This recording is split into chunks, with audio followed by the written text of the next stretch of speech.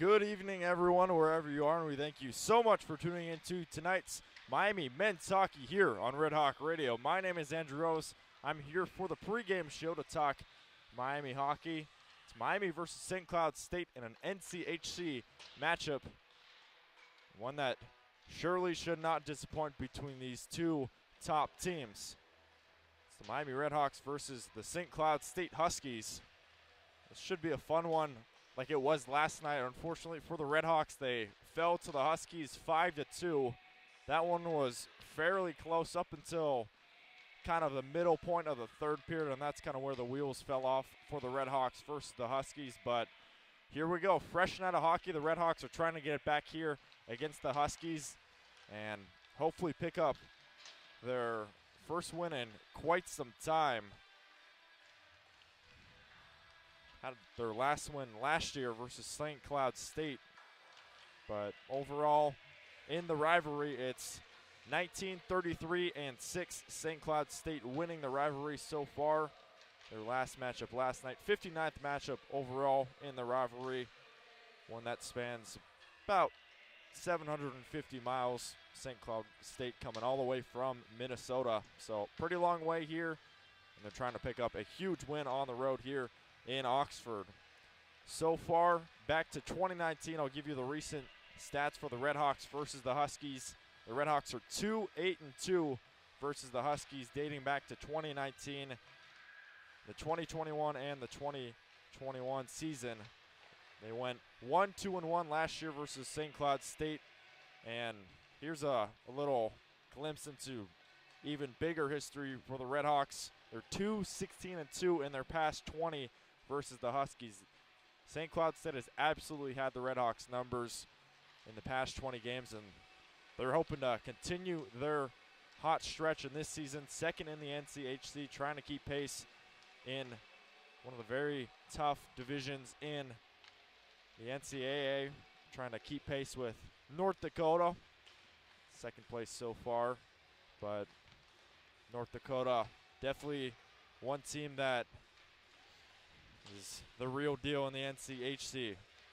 The RedHawks, meanwhile, are 8th in the NCHC, trying to just pick up a few wins here and there. They're trying to get their 8th win on the year. We'll see if they can do so here in Oxford. So far, overall, the RedHawks, they are 7-18-2 in 27 games this year. 1-15-1 in the NCHC, one of the toughest divisions in the land. And you know it, when you got teams like North Dakota, Western Michigan, St. Cloud State, you got all these teams coming to you. It's going to be tough to get those consistent numbers in, and for the RedHawks, it's just been a tough year. But there have been some bright spots, and one of those bright spots has been Bruno Buveris making another one of his save starts last night for the RedHawks. He made 14 saves, made 20-plus saves in 6 straight games prior. So he's been picking it up here for the RedHawks, and he's got a big chance coming here tonight against another very strong St. Cloud State group. For St. Cloud State, the record, very impressive. Already mentioned second in the NCHC. They're 13-9-5, 9-4-4 in NCHC play, 7-4-2 on the road. A very strong road record and some difficult arenas. They're on a 1-game losing streak, 2nd out of 8 in the NCHC. RedHawks also coming into tonight on a 7-game losing streak, trying to end that one here in what should be a pretty packed home crowd in Oxford. I'll give you the comparisons now before we take a quick break and talk about one other game that's going on tonight in the NCHC. So comparisons, the record for both sides, up and down. For Miami, they rank in the bottom tier of pretty much all the offensive stats, but where they really load up is the defensive side. They rank first in the conference in block shots, 13.52 block shots per game. They also have a pretty solid saves percentage at 26.96 saves per game. I apologize for that. Third in the conference. Their saves percentage still bottom, but very solid stuff on the defensive end. And you know, you're facing some high talent in this conference. It's going to be tough to stop a ton of goals, but the RedHawks, they block down, though. They play some phenomenal defense outside on the end, and they'll be tasked to do that again tonight. Meanwhile, St. Cloud State overall pretty average in offensive categories. They're ranked 4th pretty much in all stat lines. Goals per game, goals against per game, assists, shots per game, 4th, along with all the other ones. 5th in face-off percentages, wins, 5th in block shots, and 5th in saves per game. So pretty middle of the pack for the St. Cloud State Huskies. They're very consistent, and they're trying to pick up another win here tonight to keep pace with North Dakota. Well, we'll step away here for a scoreboard segment to talk about the one other game that's going on in the NCHC and take a quick break. My name is Andrew Relvas here from the pregame show. We'll have more Miami hockey momentarily. You're listening to Miami Hockey on Red Hawk Radio. Stay tuned for more.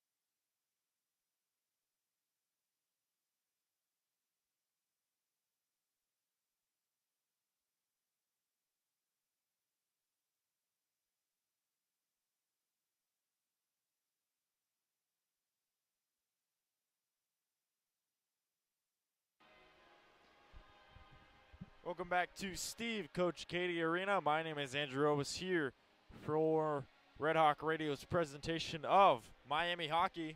Got a scoreboard segment talking about all the top scores from across the nation, the NCAA Top 25 and the NCHC. Start things off with a game that's going on right now. The number 19 ranked Omaha host on the road at Western Michigan against the Broncos. It's 2-1 Western Michigan on top of Omaha. It's about a minute 28 left to go in the first period.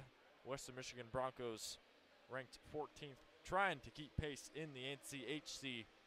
So far, those two teams battling it out. Western Michigan third in the NCHC, Omaha sixth in the NCHC. So quite a big gap between those two teams, but Western Michigan trying to defend their home turf and pick up a nice conference win on Saturday night.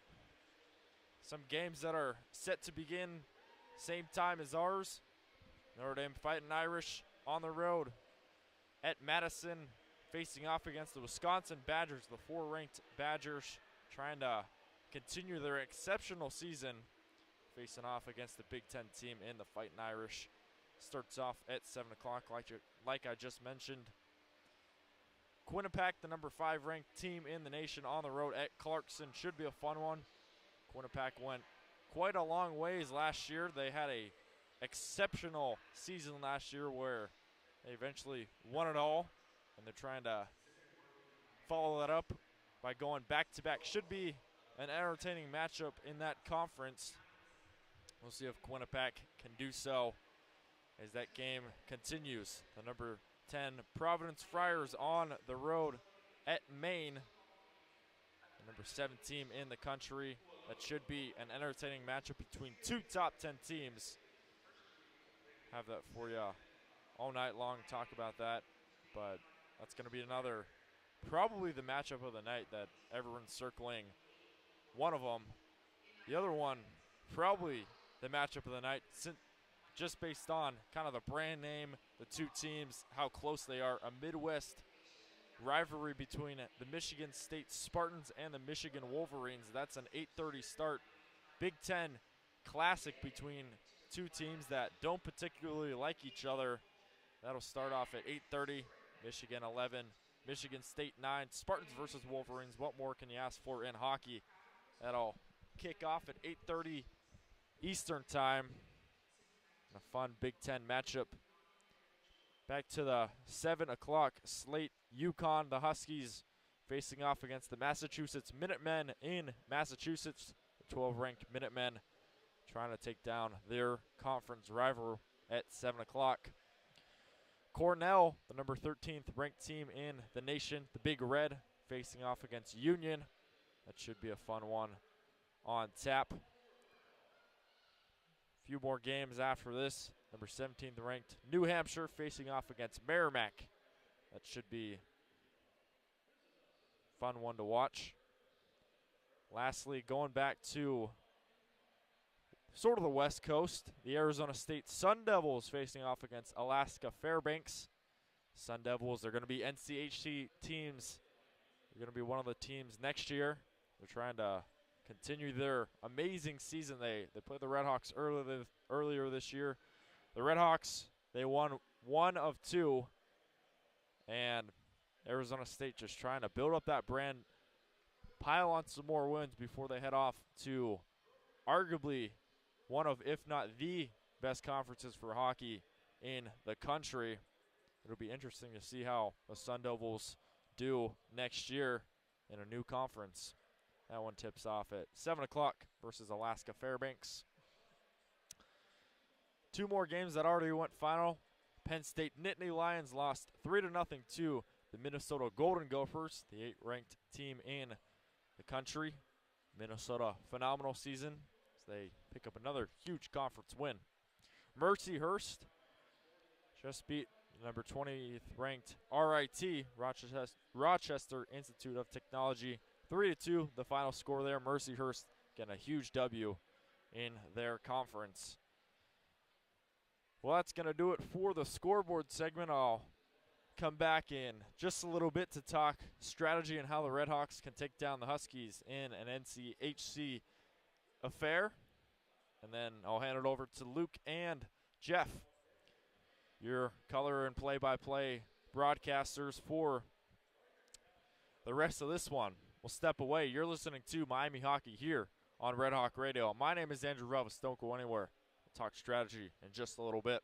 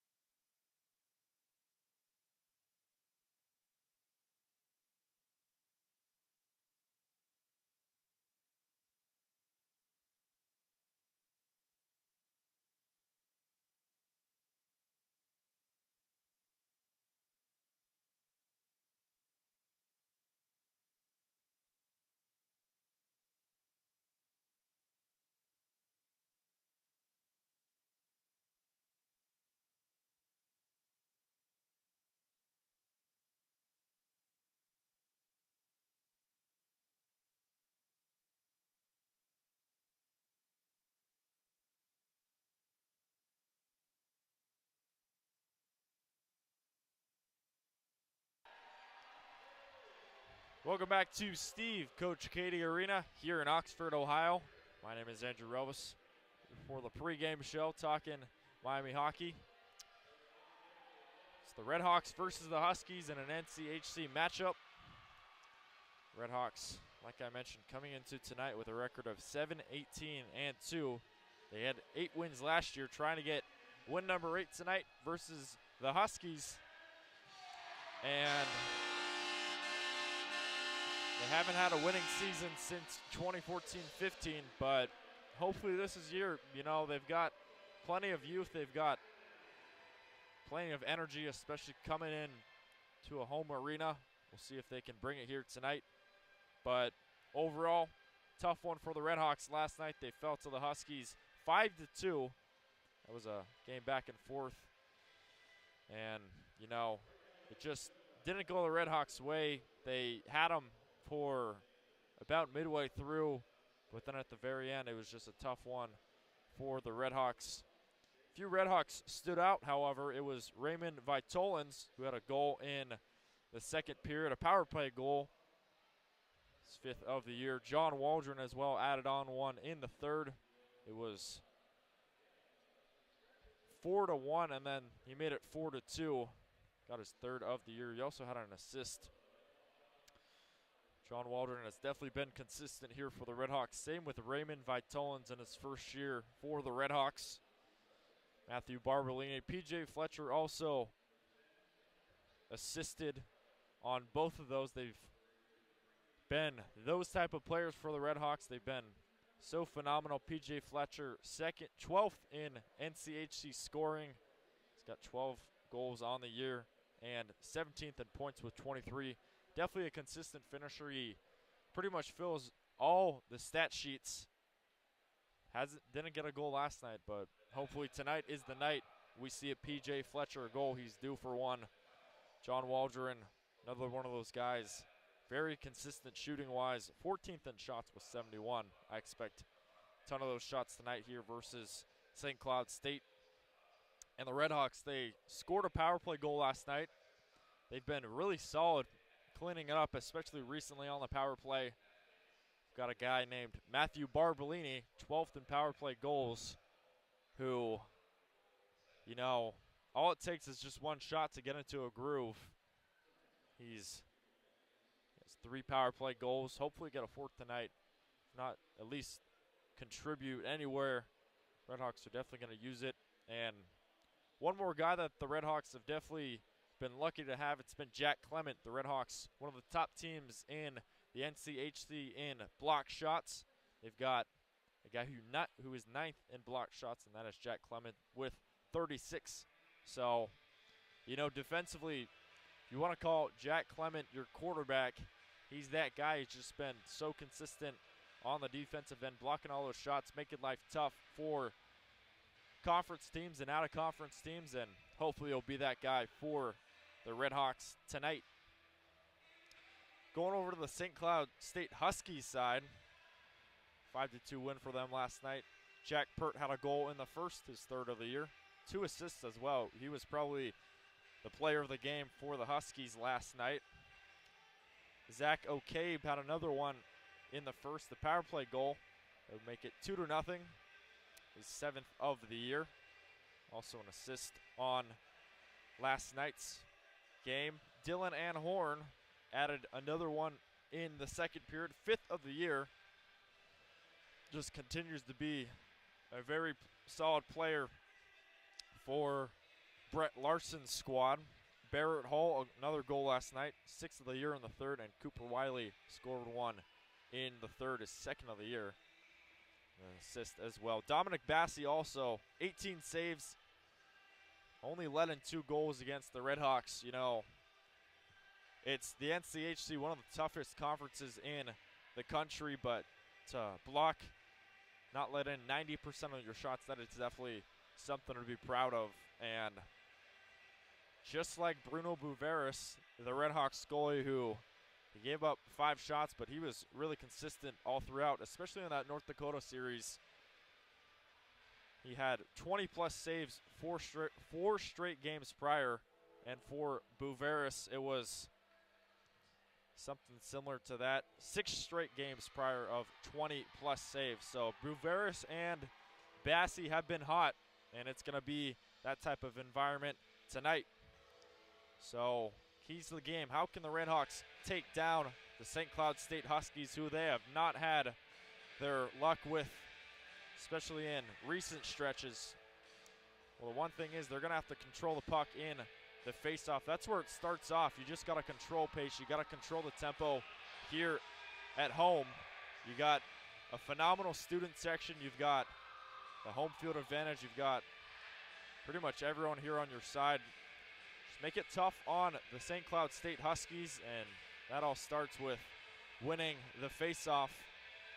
And talked about it a little bit on the pregame show prior, but the RedHawks are just going to have to continue to be very strong defensively. They're pretty solid in the power play kill, and they're a good team that blocks a ton of shots. So I expect the RedHawks to continue that pressure and try and catch St. Cloud State off in their groove.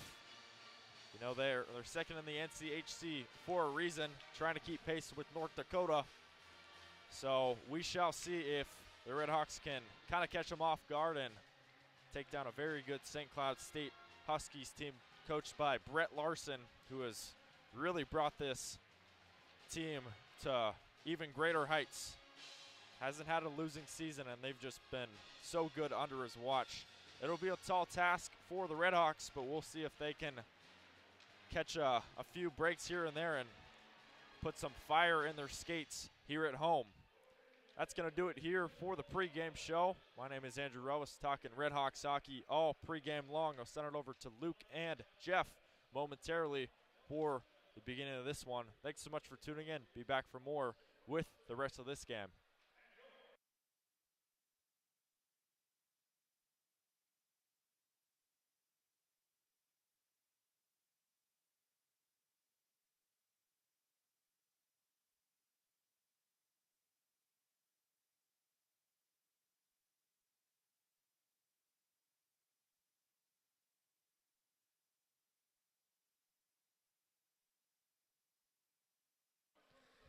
Back at Cady Arena for a second straight night. Miami wraps up the series with St. Cloud this evening after forgettable type of game yesterday for the RedHawks, or they got away from a lot of the stuff that had made them successful in earning points in back-to-back NCHC weekends coming into this series. Miami looks to get back to it here against St. Cloud in Game 2 of the series after a 5-2 loss yesterday, and another huge game for St. Cloud and their NCAA tournament hopes as they continue to hang in the balance, sitting right on the bubble of the top 16. Luke West, Poley, Jeff Middleton with you here on Red Hawk Radio tonight. And Jeff, the RedHawks really look to be building on the path that they wanted to over the past few weeks in terms of effort. Execution was a little bit inconsistent at times, which is why they maybe weren't getting as many results as they'd hoped. But this team looked like they were headed in the right direction, and then everything kind of came to a screeching halt yesterday. Very, very big for this Red Hawk team. They've only got one more home series coming up this year, but to get a positive result on Saturday here this evening and kind of just remind yourself that you can stay competitive over these last few series of the year. Yeah, that's exactly right. And I think last night, when we talked about it, execution didn't really matter just because the energy just wasn't there. And, we talked to Chris Bergeron last night, and he was not happy with the kind of energy that they had, especially for those first two periods, first period and a half. It was just not good. It was not the RedHawks team that we've been used to seeing over these last 3 weeks, 4 weeks. And Bergeron was not happy about that, and rightfully so. He talked a lot about execution, especially in the defensive zone, and that's something we noted as well. They're going to have to do much better in that department tonight because, as we know about these Huskies, they've got some really mobile guys on the back end, and then their forwards are incredible at moving the puck. So it's going to be another tough test, but if they can come out and make this new goaltender a little bit more uncomfortable than they made Dominic Bassi last night, then they should be primed and ready for a win. As Jeff mentioned, we thought we would see Bassi again, but Brett Larson has gone in a different direction as we look at our starting goaltenders here this evening.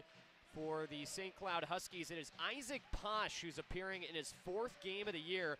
The freshman from Umeå, Sweden, and the product of the Minnesota Wilderness in the North American League, stands at 6'3", 210 pounds, carries a record of 1-0-2 this year. Very strong stats, though, in limited appearances with a goals against average under 2 at 1.89 and a .938 save percentage for him. For the RedHawks, once again, they go with the freshman from Riga, Latvia, Bruno Braveris, who makes his 10th start of the year. A little bit of a struggle for him yesterday. He's looking to rebound here tonight. He's 1-8 on the year, 3.76 goals against average, and an .867 save percentage for Braveris back in the Miami net for the second straight night. We'll pause for National Anthem and be back for Puck Drop. It's Miami and St. Cloud here on Red Hawk Radio.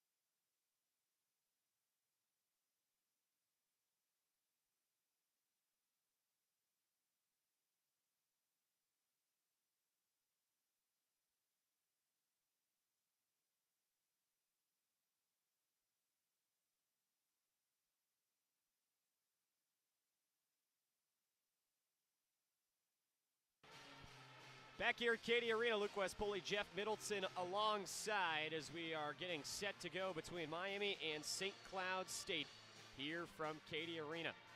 For the Huskies, they go with the same uniform combination as yesterday with the black gloves, helmets, and pants. The red socks with the black and white stripes through them. Red uniforms that have the St. Cloud script across the front with white numbers on the back and on the sleeves. For Miami, different uniform combination tonight. RedHawks go with the alternate white uniforms, the Love and Honor gray pinstripes down them, red stripes on the side, red names and numbers on the back, the red script Miami on the front. RedHawks have white helmets, red gloves, red pants, and the white socks with 2 red stripes on them. Officiating crew tonight, the referees are Mike Sheehan and Brian Hankes. Eric Frank and Troy Merritt are back working the lines, and the Eric Frank fan section has about doubled in size tonight, and they were very loud during pregame introductions. It is Frank that will be dropping the puck for our opening face-off here tonight. RedHawks move it right to left. St. Cloud moves it left to right. Couple of lineup changes for this Miami team that we will get to as this game goes along. Top line is Barbolini, Vitalins, and Waldron tonight, and they face it off and win the opening draw against Salquist, Kupka, and Okabe, the front 3 for St. Cloud. Underway here from Cady Arena as the RedHawks cleared into the St. Cloud end, and it is Wiley back to go get it for the Huskies. He sauces it across. Barbolini picks off the pass, trying to head back in, but Vitalins was straggling in the zone, and that's an offside with 16 seconds into the first period, I should say. For the RedHawks, 2 lineup changes. Zane Dempsey out, Spencer Cox in on the back end. And additionally, Teddy Lagerbach not in the lineup tonight for Miami. They've replaced him on that 4th line alongside Baser and Messenberg with Wisconsin transfer Braden Morrison.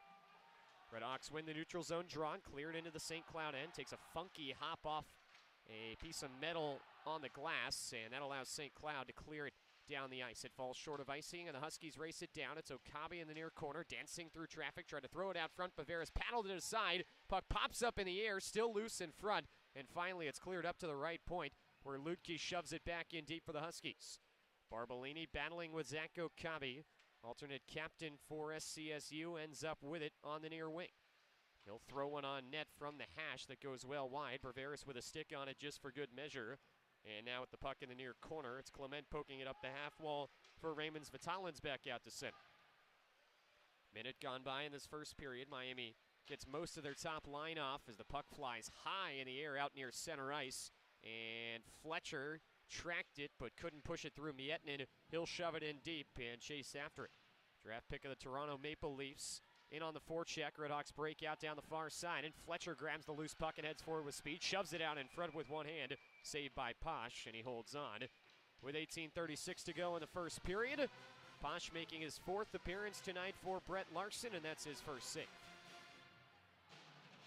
Not exactly the kind of shift you'd like to see from that first line to start this game, but not a bad one necessarily. I like to see the feet moving a little bit quicker in the defensive zone, I will say that. Hopefully this second line can get something going here off this offensive draw. Second line is Fletcher, Nielsen, and Sullivan for Miami. Keeping Nielsen and Sullivan together. Yeah, Nielsen loses the draw. Daskis was with them yesterday as Fletcher takes his spot. St. Cloud breaks out with speed, and now they got a 2-on-1 mini going the other way. Across for Ewart. He had an open net, but he shot it wide. Thrown back in front. There was a whole net. Puck is still there. Ewart throws it over the top. 2 wide open opportunities with the whole cage open for St. Cloud, and they get 0 shots on net. Saucer pass across. Miettinen tried to swipe at it from the inner hash, and he missed. Ewart now walks center point. He drags Sullivan in the blocking lane. Now he'll shoot from the far side. Pad save Braveris, and the RedHawks take it back behind their own net. This is Sullivan. Try to shovel it out towards center, but Miettinen whacks it out of the air, and St. Cloud will take over possession at neutral ice. Ingram through the seam for Carl Falk. The junior Swede and Alaska transfer dumps it into the RedHawk end. Simonovic's on the far side will lift it off the glass, and Dukovac gets to it on the far wing. Dukovac enters the zone. Puck is poked off his stick, and now heading forward. Probably a trip that Daskis got away with there as he chopped the legs out from Adam Ingram. Huskies head up the far side, and it is Ports pushing it further in deep to the near corner. Simonovic's backhands it in behind his own cage for Ryquist. Room to skate for him. Now he leaves for Dukovac at the hash. Dukovac skates it beyond the blue and finds Ryquist, who gets it into the zone. Passing for Taransky on the right wing. Hits the brakes, now heads further into the zone. Taransky spins, leaves off for Dukovac, and he'll direct up to the point for Ryquist. Ryquist drags, shoots, got blocked in front. Taransky was in the area. Dukovac now with a turnaround try, and that trickled wide. Shoved up to the point, Simonovic holds, spins on the blue line and sends to the far side for Ryquist. His shot got blocked, ends up wide right of the cage where Dukovac working against Wiley, is stripped away from the puck. Some extracurriculars going on behind the puck now as the lob wedge is just taken out, and it's cleared down the ice by Wiley. And the RedHawks will regroup in their own end as both teams finish up their changes. Pass through the middle, miss Morrison, and now Miami will take it and clear it in. Dukavac's been moving his feet really well. That was a great shift from him. Step short of the red line there for Tanyan Baser. It was very close, but he's whistled for icing, and 16:26 to go in the first period. Miami down in shots 4-1, but even in the game with no score. Defensive zone draw comes on the near side for Miami's fourth line. We saw Johnny Waldron look like Dukavac did just on that last shift yesterday. He was flying around. Certainly a better start for that second and then third line of Miami than the first had. Puck pops out in front. O'Coin had another attempt on it that he fanned on out in the high slot. Puck comes back out to the blue line. A close play, but it's held in by Piart. Draft choice of the Minnesota Wild. And now the RedHawks have it in the far corner. It's lifted back out to center. Baser's swat attempt hits it right into a mob of Huskies as Rogers skates it back into the zone on the far side. Riemann now curling. He will chip that into the corner where the RedHawks grab it and fire down. Miami just wanting to go for changes. Stretch pass up ahead finds O'Coin with a seam down the right side. Shot in the left pad, save made by Braveris. Rebound was there, but ended up all the way on the far boards where it's pushed back in deep by the Huskies. Puck cleared back to the point for Miami. Anhorn with a nice spin finds Kupka. Now to the far side, Okabe. Right point shot by Ludke is blocked in front. And it was collected for a second for St. Cloud by Salquist, but there was no lane to shoot. The RedHawks take it and clear. 15:22 to go first period. We are scoreless between Miami and St. Cloud. Say that Huskies have had probably about 70-30 of the better pressure and better energy of this early going. Hasn't been non-existent like yesterday for Miami, but certainly hasn't been a majority. RedHawks push it in deep. It's Barbolini on the dump-in attempt. Vitalin's applying some forecheck, but a really nice breakout by the Huskies to get it out through center. That's quickly ended, though, as Salquist gets bumped off the puck by Clement, and the RedHawks will regroup behind their own net. Fletcher fakes a pass cross ice. Now we'll give it in that direction. Sullivan racing it down, and he beats out the icing. Sullivan bowls his man over behind the Husky net, but it is taken back over by Caleb Thiessen for the Huskies. Now the puck flies through the slot area and ends up wide. Shot from the right point, got blocked in front by Kuhlman, and the puck was just sitting at the top of the blue paint, and Posh had no idea where it was. Now a steal for the RedHawks, shot by Fletcher, and a shoulder save made by Posh. He holds on with 14:23 to go in the first period, and St. Cloud looking a little bit lackadaisical with the puck in their own zone. And I was going to mention that this scoreboard looks eerily familiar as to yesterday, just a little bit to the opposite. Miami was leading in shots 5-1, and then it was, 8 minutes without a shot on goal? Yeah, it was 5-1 Miami yesterday. It was 5-1 or 5-1 St. Cloud today, so getting a little PTSD. But a good shift there from that second line. There's the forechecking of Sullivan and Nilsson and Fletcher. All three of those guys did a really good job there, but Sullivan especially, he's so good at that. Huskies get it out through center. Yeah, there was a point in the first period yesterday where we went 9 minutes and 56 seconds without a shot on goal by either team in a game that only saw under 40 combined shots between the two squads. RedHawks clear it out behind the Husky net. This is Jack Piart. He will skate it around Daskus and send to the far side for Ports, who's down the wing with speed. Ports tried to muscle one in front, but it was blocked away, and Taransky will grab it in space and double back. Taransky now up the near wing, cross ice feed for Cox. Look out, nearly too many men as Simonovic got on the ice to take Cox's spot and then jumped right back off. But the RedHawks do avoid that, and the Huskies will clear it into the Miami end. Barbolini, touch pass for Vitaልን, swinging through the middle. He skates down the right seam. It's taken off his stick briefly, and now further collected by Anhorn. He throws that on his own net on accident, and that forces Isaac Posh to hold on with 13:22 to go in the first, and we are still scoreless. And the RedHawks are riding a very fine line here with the almost too many men, and then could have been a trip down at this behind their attacking goal. Just need to be careful, especially against the power plays for both teams yesterday looked pretty good. So try to earn more for yourself and not to give up as many for the other guys. Each team with a power play goal yesterday. Chris Bergeron emphasized the need for his team to get on the power play more. They only had one attempt, and they scored on it yesterday. Face-off win by Miami. It's put out in front, trickled through Posh. Puck is still loose behind the net, where it's picked up by Baser up top for Drasner. Baser again throws it across the crease. Nobody there for Miami, and it ricochets off the corner boards and out. Posh did not look comfortable. That puck was almost just poked from the face-off dot along the ice, and it leaked through the 5-hole and was sitting next to the goal line.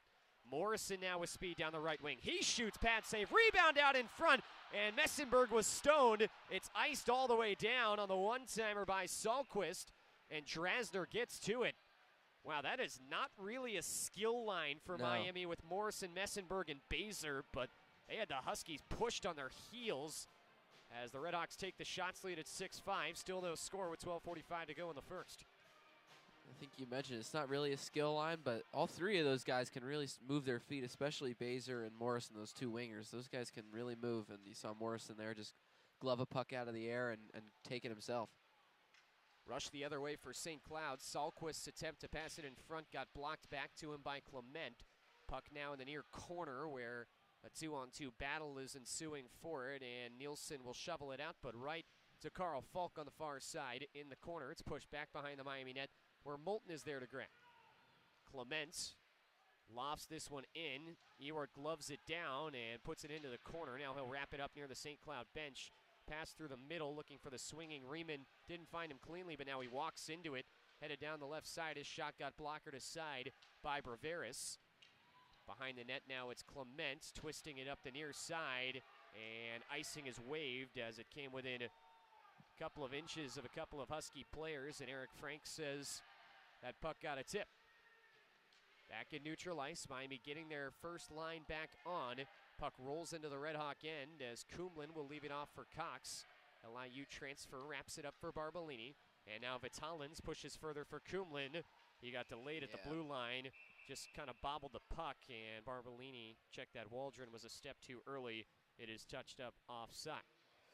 Not as purposeful as some of the moves at the blue line we saw yesterday, but it has the same effect. A neutral ice draw will come up, and we have reached our first media timeout. With 11:34 to go in the first period, St. Cloud 0, Miami 0 here from Cady Arena. You're listening to Miami Hockey on Red Hawk Radio. Back after this.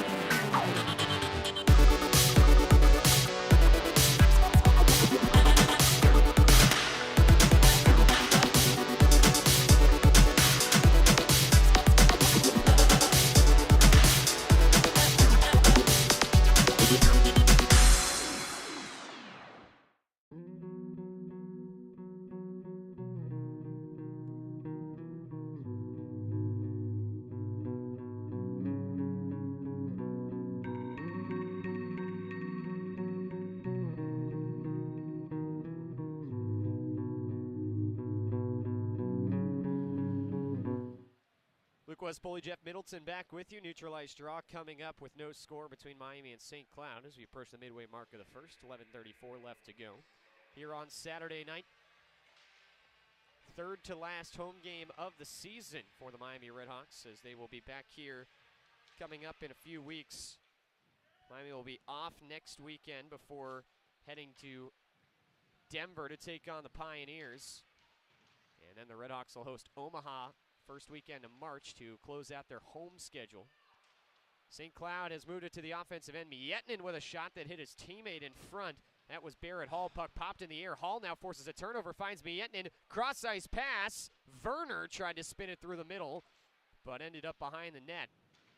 It's again held into the zone as the RedHawks can't clear, but this time more space for Spencer Cox with it, and he'll give D-to-D for Kumlin, who gives further for Vitalins. Down the far side, Vitalins sauces to the middle for Waldron. He'll take it to the far side boards. and now throw it behind the net where Ewart is there for St. Cloud. His clearing attempt was stuffed by a pinching Drasner, who pushes it back in deep. Now Waldron forces a turnover. He'll wrap it to the near side. Nothing available. Finds Ryquist center point. Drags, waits, shoots. Blocked in front and up into the protective netting it goes. With 10:35 to go in the first period. Another stoppage with no score between Miami and St. Cloud. Yeah, they really need to, the RedHawks really need to kind of tone down on these defensive zone giveaways, because there were a couple like those yesterday that ended up costing them, and today, we've only played half of this first period, and there have probably been 3 or 4 that stand out. Just need to mitigate those as much as possible. Face-off win by the Huskies. They get it ahead. Gross tried to touch that one through, and it was touched up offside by the Huskies. Chris Bergeron is fuming on the Miami bench. Wow, yeah. I was going to say, good stick there from Robbie Drasner to keep that zone entry out. But, yeah, wow, I didn't even see. I'm not really sure what he was so angry at. It was something on the Miami bench, it looked like. I couldn't tell if he was either talking to assistant coach Jonathan Elliott or maybe one of the players on the end of the bench, but he was extremely upset with something that was going on over there. Cross-ice pass finds Fletcher following the face-off, and now it's picked off through the middle, and down goes Ingram through the right side. Ingram cuts across and shoots from the slot. That got stopped by Ryquist. Puck still alive in the offensive zone, and Gross waits and fires. Sullivan sprawls down for the block shot. Miami blocked a lot of shots yesterday. St. Cloud not so much, but the Huskies have the narrow edge in blocks so far in this one. Puck behind the Red Hawk net. It's Albin Nielsen back there for Miami, and he will twist it in behind where Hampus Ryquist gets to it in the far corner. He'll shovel back further for Drasner. Both teams going for changes, and there's kind of a 2-on-2 going on right now in the Miami zone. Now Fletcher just gives it away at neutral ice, and the Huskies will dump it back in. Oh, and the back official had his arm up, and this is going to be a too many men penalty on Miami. So the puck wasn't even near the bench, so that must have meant that the RedHawks played an extended period there with 6 guys on the ice. And Chris Bergeron just looks disgusted on the Miami bench. He's been pretty exasperated that entire shift. I've been looking back and forth between where the puck is and what he's doing, and there were a couple times just kind of threw his arms up and didn't look too happy. Now he's looking towards the ceiling. He's really animated over there. Yeah, he is. This is a lot more than normal from Coach Bergeron. As mentioned, that play was nowhere near the bench, so it wasn't the typical too many men where it's a touch-up right next to the bench with 2 guys on. The RedHawks, I guess I didn't catch it, but must have played some time with 6 guys on the ice. Yeah, they did. I can see it. There's 3 guys on this near side, and then there was a guy that jumped off early and 2 guys low in the zone. It's a good catch by the back official there. Yeah. And St. Cloud will go to the power play. They had a tally yesterday. Miami cleared it off the face-off. Huskies get it back into the Red Hawk zone, and high stick is called as the dump-in attempt was knocked down by Dylan Moulton, and he touched up. 20 seconds gone by in the power play. Red Hawks have sent Tanyan Baszler to go and serve the penalty. 9:08 left to go first period, and circles on the scoreboard between Miami and St. Cloud. Let the freshman in the box, right? No, Baszler's been really good. Just wouldn't shock me over the next coming years if he finds a place on the penalty kill. He's such a good skater. Local kid from Cleveland, Ohio, semi-local in the grand scheme of where hockey players typically come from. Passing it around up top, it's Anhorn for Miettinen on the right point. He plays down low. It's thrown across the crease, and the Huskies score. Adam Ingram got the feed from Kupka, and as perfectly executed as a backdoor pass could be. 41 seconds into the power play, and St. Cloud opens the scoring. It's 1-0. And Adam Ingram's been really fantastic this year for St. Cloud, but boy, just kind of not sure if this is the strategy, but there were probably about 10 or 12 passes just between Miettinen and Anhorn up at the top, just kind of lulling you to sleep with passes up there, and then immediately it's 2 passes, 1 down low, and then 1 across the seam, and you find Ingram wide open. Looks like Matt Barbolini lost him behind. Just fantastic passing again from the forwards of St. Cloud, and using Dylan Anhorn at the point to kind of create a distraction. RedHawks ice the puck following the face-off win. 8th goal of the year for Nashville Predators draft pick Adam Ingram out of West St. Paul, Minnesota. Sophomore forward. He played his junior hockey here in the Buckeye State for the Youngstown Phantoms of the USHL. He's a big kid, and he's got a long reach and a great shot. I had the chance to watch him and Matt Barbolini at Preds camp a couple of years ago, Preds rookie camp, and those two definitely showed out. Ingram he's a lanky kid, but he can really play. He's got a lot of skill. RedHawks get it into the Husky end where the puck was stopped up along the Zamboni doors, but now a quick outlet, and it's Kupka in a one-on-one down the far side. Hits the brakes and tried to play through the middle, and Simonovic stuffed him. Simonovic's now behind the Miami net, and the puck pops free to the near circle where it is pulled free by Okabe for St. Cloud. Okabe twisting through the middle, shoots. It's blocked in front by Barbolini. Wiley now from the right point. He fires. That caught Ryquist in the upper body. Ryquist now gives it away in front of the net. Kupka spins to the high slot. Okabe with a shot from there, and a save made by Braveris. Doesn't know where it is. It's behind the net. Now a shot from the right point by Lutke got tipped, but Braveris made the save. He's without a stick, but the puck is taken by John Waldron, and he will clear up into the stands as he tried to knock it off the high glass. But unfortunately just threw it a little bit short of that where the glass isn't quite as tall. We get a whistle with 7:41 to go in the first period, and St. Cloud up 1-0. Yeah, there were probably about 3 separate turnovers on that entire shift. They're just not moving their feet quick enough, and there's no urgency to get to the puck first, and we saw that yesterday too, but it was not a thing. It hasn't really been a thing for them, I'd argue, the last couple weekends, but for some reason that's creeped back in here, and it's costing them. RedHawks win the faceoff for the moment, but Taransky got stopped up along the near wall, and the Huskies take the puck away. It's Lutke down the right side. He'll drive it into the Miami zone. Braveris stopped it behind the RedHawk net, but it took an awkward bounce off his paddle and nearly went in front. RedHawks do navigate it, though, to the far boards, and now a pass through the middle finds Taransky. Tried to go after a rush, but good hustle back by Riemann, who chased him down and lifted his stick, forced him to dump it in. RedHawks do get the puck off the forecheck. Dukovac is now pasted up against the far wall. A lot of contact going on in there right now as Anhorn is in there for St. Cloud, and it is Anhorn that'll pry it free. Up ahead for O'Coin. Kumlin knocked it off his stick and will just shovel it back towards the RedHawk end where Cox can go and get it.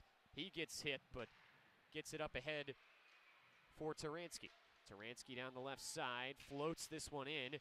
Nearly went on goal, and Posh waved his blocker at it, but it wouldn't go. Now a shot from the right side by Clement ends up wide. On the half wall, Dukovac in a tight spot, try to give it up to the point, but Drasner was not holding the blue, and Miami will regroup in the neutral zone. Fired back in to the near wall. It's swatted on by Dukovac by Tyson Gross. The freshman from Calgary gets it out to center, and the RedHawks dump it in. Nielsen with the tip in. St. Cloud rims it to the near side, and Ingram finds Gross swinging through the middle. Gross drags it across, touches for Ports on the near side. He couldn't handle the pass and lost it out to center. Will dump back in as his team goes for a change, and the RedHawks have a chance to get out of their own end without much forecheck, but Clement's pass misses Sullivan, and this will go for icing. And a stoppage with 5:55 to go in the first period. St. Cloud with an offensive zone draw, leading 1-0. Coach Bergeron also mentioned yesterday just trying to get pucks on net like as much as possible. We talked about it with him and how the shots yesterday were certainly not as prevalent as they were in the North Dakota series. And Raymond's Vitalins yesterday also said that it's more of a mindset than anything to get pucks on net. And 6 shots for this first period isn't great, but it's still not probably as much as they'd like it to be. Face-off win by the Huskies, and they get it into the RedHawk end. Vitalin said post-game yesterday he thought his team passed up a lot of opportunities to shoot the puck in the offensive zone. RedHawks again ice the puck here as a clear down was tipped, but it was short of the center red. It'll go back into Miami's end with 5:41 to go in the first period. And it did at times feel that way, yeah. Right? I mean, they had plenty of offensive zone possession when they were in those few spurts where they were having energy, and they just really did not test Dominic Bassi that much over the course of the game.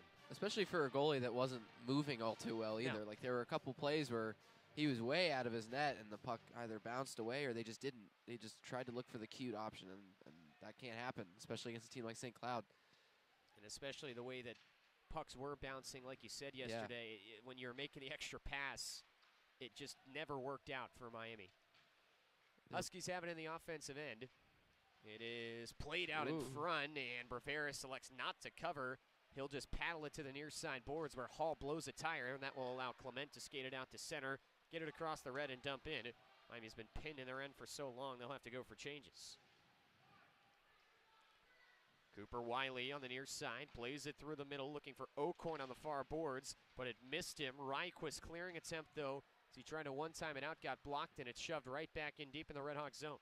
O'Coin wards off Ryquist in the far corner, but now Ryquist will kick the puck free. It bounces out in front, but Ryquist now will pull it away from the pile and skates it out the near wing. Morrison chips it on by. There's a stick down on the ice. It belongs to O'Coin. He'll head to the bench as the RedHawks dump it into the Husky end. It is Ludke on the near side, and he fires on for Kupka. Now Riemann enters the zone on the right wing.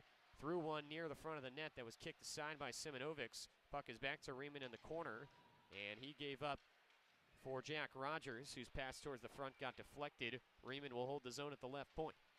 Kupka now in the far corner. Played it out in front. He was looking for Salquist, who was cutting to the middle, but he missed him out to center ice. It's slapped back in by Anhorn as the Huskies finish up the change. 4:04 to go first period, and 1-0 St. Cloud leads Miami. Waldron on the far side will lift this one out to center, and a puck that rolled on edge on him. Finds Barbolini, mishandles the puck, and Okabe takes it away down the right side. Okabe drags it through, but Barbolini will take it away. Tried to chip it up for Vitalins, but it hit a skate and ends up back in the RedHawk defensive zone. D-to-D pass from Kumlin to Cox. He'll push it ahead where Vitalins tips it into the Husky zone. Ring to the far side. Mietnin pushes forward and now making his way through. An awkward collision in the far corner between Werner Mietnin and Axel Kumlin. Puck flies free to the near side. Vini Mietnin now up top for Piart center point, and his shot got blocked with the stick check by Fletcher. Fletcher will take it away on the far boards now for Miami, skating cross ice, and he'll lift it over to the far wing now where the puck is settled by Piart.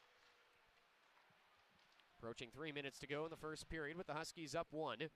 Moulton behind the RedHawk net pushes to the far side, but arriving at the puck first, Ports shuffling behind the RedHawk net. Now gives it back up for Piart left point. His shot gets through the traffic, saved by Relvas, who punched it with both gloves in front of the chest. Puck is loose behind the Miami net. It's one time to the back post, but the shot was fanned on. Held in on the right point by Wiley. Now Fletcher can't clear for the RedHawks. He'll circle it back into his own end and give across for Dylan Moulton, who will now get it out of the Miami zone, and Moulton will fire it on in. Miami applying some forecheck here, but St. Cloud will get out of it up the near side. It's put out to center by Ludke, and the Huskies grab it and try to dump in, but it was again short of the center red, and that'll go for icing with 2:18 to go in the first period. Miami trails 1-0, and finally, after a number of shifts that just saw the RedHawks sit in their zone, get across the red, and dump for a change, they've got fresh legs and an offensive zone draw. Look, I was a little exasperated with the Matthew Barbolini play here in the middle, just because I think it's kind of what Coach Bergeron was talking about, just trying to make the cute little plays, and he made a nice move to retrieve the puck, but then completely fanned on it super nonchalantly, and you're down 1-0 to a ranked team, and you haven't won a game in who knows how long. It's frustrating, and you want to see better, especially considering yesterday's effort wasn't good enough. You'd like to see, you got to earn every puck. Taransky wraps it in deep for Miami. Anhorn leaves it behind the Husky net for Ludke. He'll now return behind the net and give another feed back to Anhorn, who banks it up the near wall for Rogers. Skating through center, Rogers feeds to the far side for Riemann. He backhands one in front that's knocked down with the stick of Relvas. Puck still alive up to the left point. Shot through traffic. Took a tip by Falcon. Ends up in the far corner. Dukovac pushing back for Ryquist. He heads up the far boards and will throw an area pass to the near side that Drasner finds. He'll give back for Ryquist on the far wing. And now Ryquist will send it ahead, looking for a tip, but there was none there. St. Cloud will take it away. It's Okabe down the left side. Enters the RedHawk zone. Gives up for Falk his drive from the left point. Stopped by Relvas. Rebound came hard out to the top of the circle, and Okabe was stopped again. St. Cloud has taken a heavy shots lead here in the first. 14-6, the Husky advantage in the category. Puck was stuck up along the near side. The Redhawks will clear it down, and it'll stop short of icing as Okabe gets to it before the goal line. Under a minute to play first period with St. Cloud leading Miami 1-0 in another lackluster period for the Redhawks. Ewart will wrap it around the near boards where Salquist throws it through the middle, and now space to work down the far side for Wiley. He bobbles the puck and enters the zone. He and Kumlin collide with their upper bodies. St. Cloud with a takeaway. Miettinen dances his way to the front and might have had a shot attempt there, might have got stuffed in front. Regardless, the Redhawks take it and will get it out to center as Cox and Baser both swatted at it, and they get it into the zone. Wiley behind the Husky net will chip to the near side for Miettinen. Missed him out in front, but Hall is there for support. His cross-ice pass finds Miettinen. Werner Navidi for a drive, and a save made by Braveris, who covers with 14.3 seconds left to go in the first. Huskies now up 10 in shots, 16-6, and lead 1-0. We talked about it yesterday, too. Like, you're playing for pride at the end of that game, and they just don't. There's not as a huge difference as what we're seeing right now. I mean, they started all right, but it's been, as the period has gone on, it's felt like the energy has just been taken out of the Redhawks. And Bruno Braveris has had to stop 15 out of 16 shots as of now, and we're 14.3 seconds away from intermission, but it's just not good enough. Face-off win by the Huskies. Anhorn had a trickle up on him. He knocks it down and now heads behind the net. Playing up top for Piart, right point. Waits, shoots through traffic. Looked like it blocked in front by Clement. Redhawks will throw it hard off the glass and out, and that will bleed the period. So a rough effort from Miami in the first 20, but fortunately they only give up one goal as the Redhawks trail 1-0 after the power play tally by Adam Ingram. And after 20 minutes, the Redhawks will head to the locker room still well within striking distance in this game. And Jeff, we kind of wrapped up that period before it ended, but yeah, for this Miami team, they came out with the fourth period of the weekend, a very similar effort to the first three, and that's not something that's proven to be successful already. We can see that. It's not something that will ever be successful if it doesn't change. Yeah, and I think at some point you have to play frustrated. You have to be angry. I mean, Coach Bergeron said that last weekend, that this team was angry and that they wanted to change the way the results looked. But when you come out in a really important weekend for this Huskies team, and I mean, you're not even trying to play spoiler, it looks like. I mean, I'm sure they are trying, but it's just the tangible effort that we're seeing up here and that fans are watching. It's just not what a spoiler mindset looks like. It's they're not playing angry. It just feels like a lot of nonchalant. They haven't really earned any of the pucks they've gotten. Early in the first they looked all right, but as it was kind of like the first yesterday, just as time went on, it was a lot of laying back, some lazy turnovers, and some plays that are too cute for a team that's lost as much as this team has lost to be making. And this next 40 minutes, they really got to show everybody here something, because that period was not good enough. So after one period here from Cady Arena, our score is St. Cloud State 1 and Miami 0. Jeff and I back for second period puck drop coming up in just a little bit. For now, we send it over to Andrew Relvas with our Red Hawk Radio intermission report. Thanks, Luke. Thanks, Jeff. Tough first period for the Redhawks as they trail St. Cloud State Huskies 1-0 here at the end of the first period. It was a pretty good effort, especially in that first half versus St. Cloud State for the Redhawks. They applied a ton of pressure, and Bruno Braveris, that absolute brick wall that he is, he was huge for the Redhawks.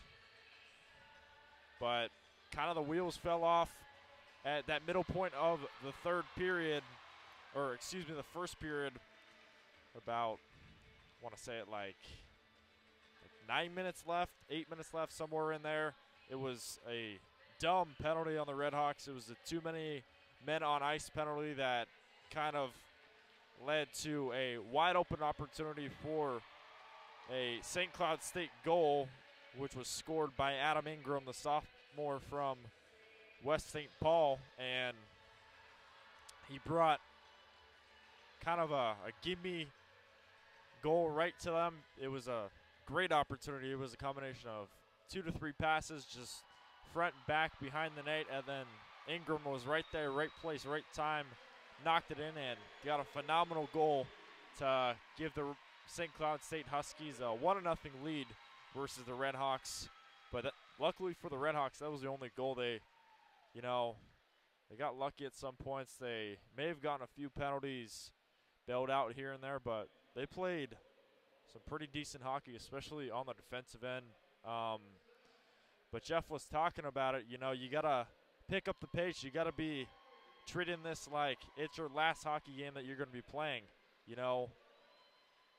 Talked about it on the broadcast. St. Cloud State trying to make the NCAA tournament like they did last year. Why not play spoiler? Why not have more energy? It's been tough for the RedHawks this entire season, but you just gotta pick yourself up. You gotta work out the other team and just play angry. And the RedHawks kind of at the end of that, they just weren't really playing with 100%. And it happens sometimes. You can't play with 100% energy every time, but it just felt like the RedHawks were just a few steps too short, and they didn't get a ton of offensive opportunities in terms of shots on goal. St. Cloud State is up 16-6, and feels like the RedHawks didn't get any shots to go on in the past 8 or so minutes left to go in that first period. Just a tough first period for the RedHawks, but we'll see if head coach Bergeron decides to find a different adjustment, offensive adjustment perhaps, and bring this RedHawks group back up to standards as the second period is set to begin. And a little bit under 12 minutes now, but we'll take a break, talk about the scoreboard segment from all across the country, top 25 matchups, and the other NCHC game that was going on, Omaha versus Western Michigan, and more to come. Thanks so much for tuning in to the first period intermission report, and I'll be back for more in just 1 minute. You're listening to Miami Hockey here on Red Hawk Radio.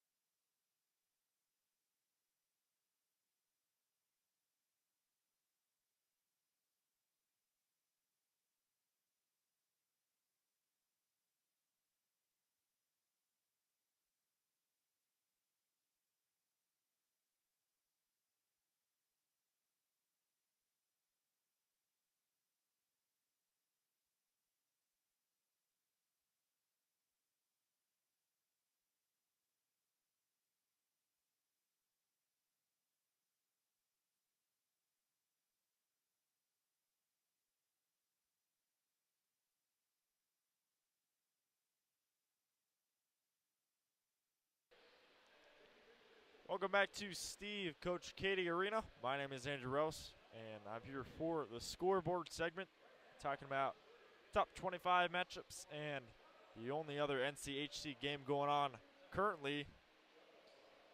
Give you the final scores that have been decided. Minnesota defeats Penn State 3-0. 8th-ranked Minnesota Golden Gophers keeping pace in the Big Ten. Mercyhurst upset Rochester Institute of Technology 3-2. Winners hosting RIT, the number 20th ranked team in the country. Huge upset on that one. Here are some games that are currently going on. Notre Dame Fighting Irish currently trailing the Wisconsin Badgers in Madison. Badgers up 1-0. Number 4 team in the country. having a phenomenal season and hoping to continue to keep pace in the Big Ten. That one is at the end of the first intermission on that one. Quinnipiac versus Clarkson. 2-2 is the score on that one. Quinnipiac trying to repeat as defending champions. They will begin the second period momentarily. 2-2 is the score, tied in a good one against Clarkson. Providence versus Maine, the number 10 ranked Friars, trailing Maine 0-1.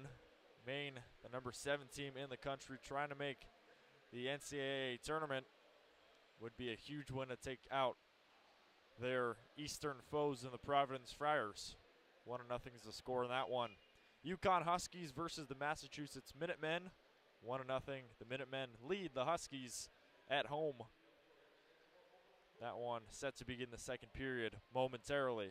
Cornell versus Union. The Big Red of Cornell on the road at Union. They are leading 2-0 on top of Union. Cornell, number 13 team in the country, trying to continue to have a phenomenal season. An NCHC game that's going on right now, Omaha versus Western Michigan. 19th ranked Omaha on the road at Western Michigan in Kalamazoo.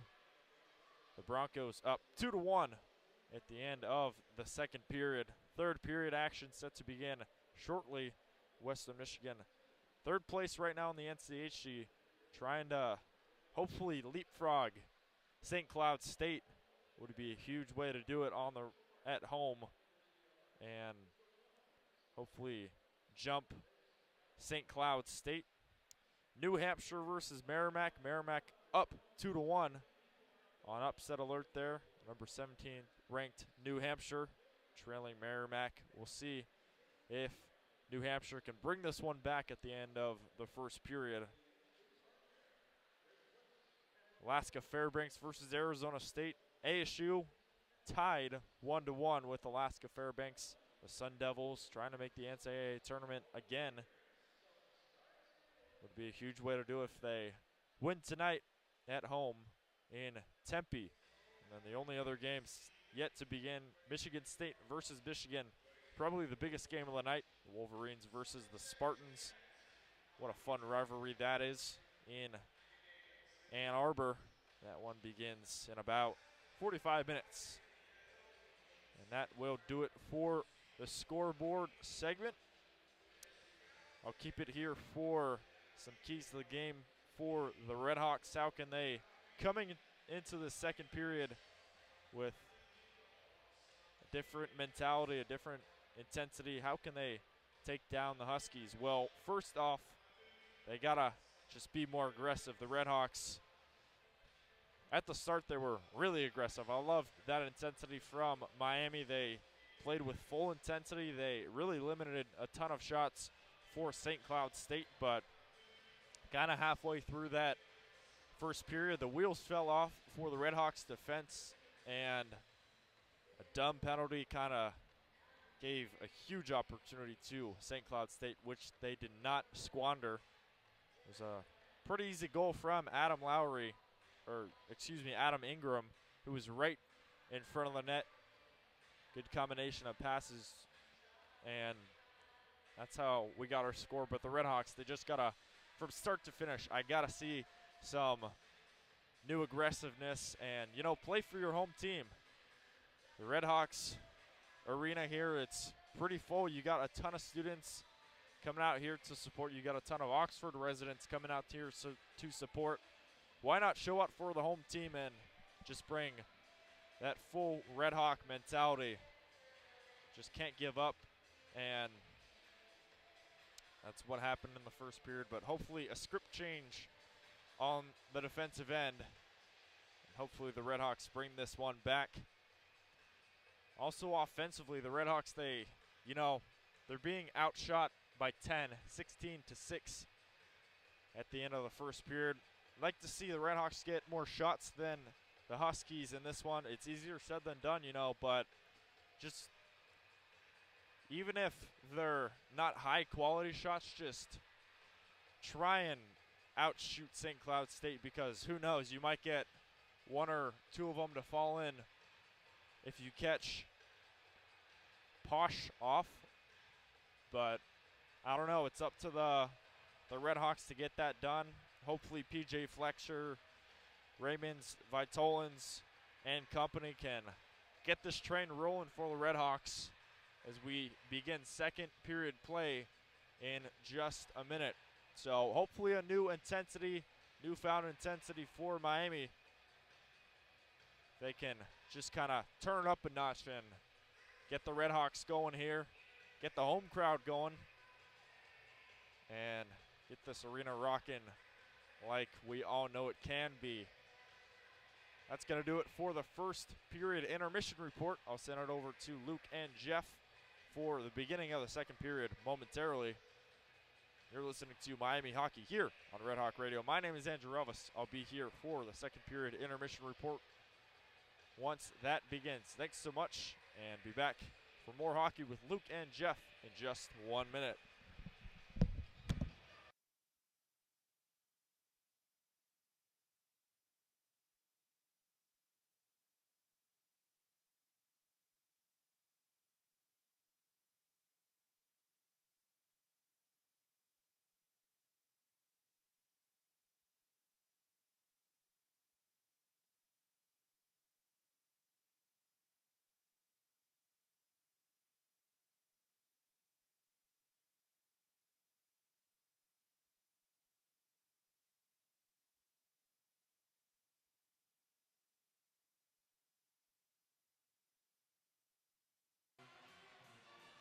Back here at Cady Arena, Luke West, Poley, Jeff Middleton with you as Miami gets set to begin this second period against St. Cloud in a 1-0 hole.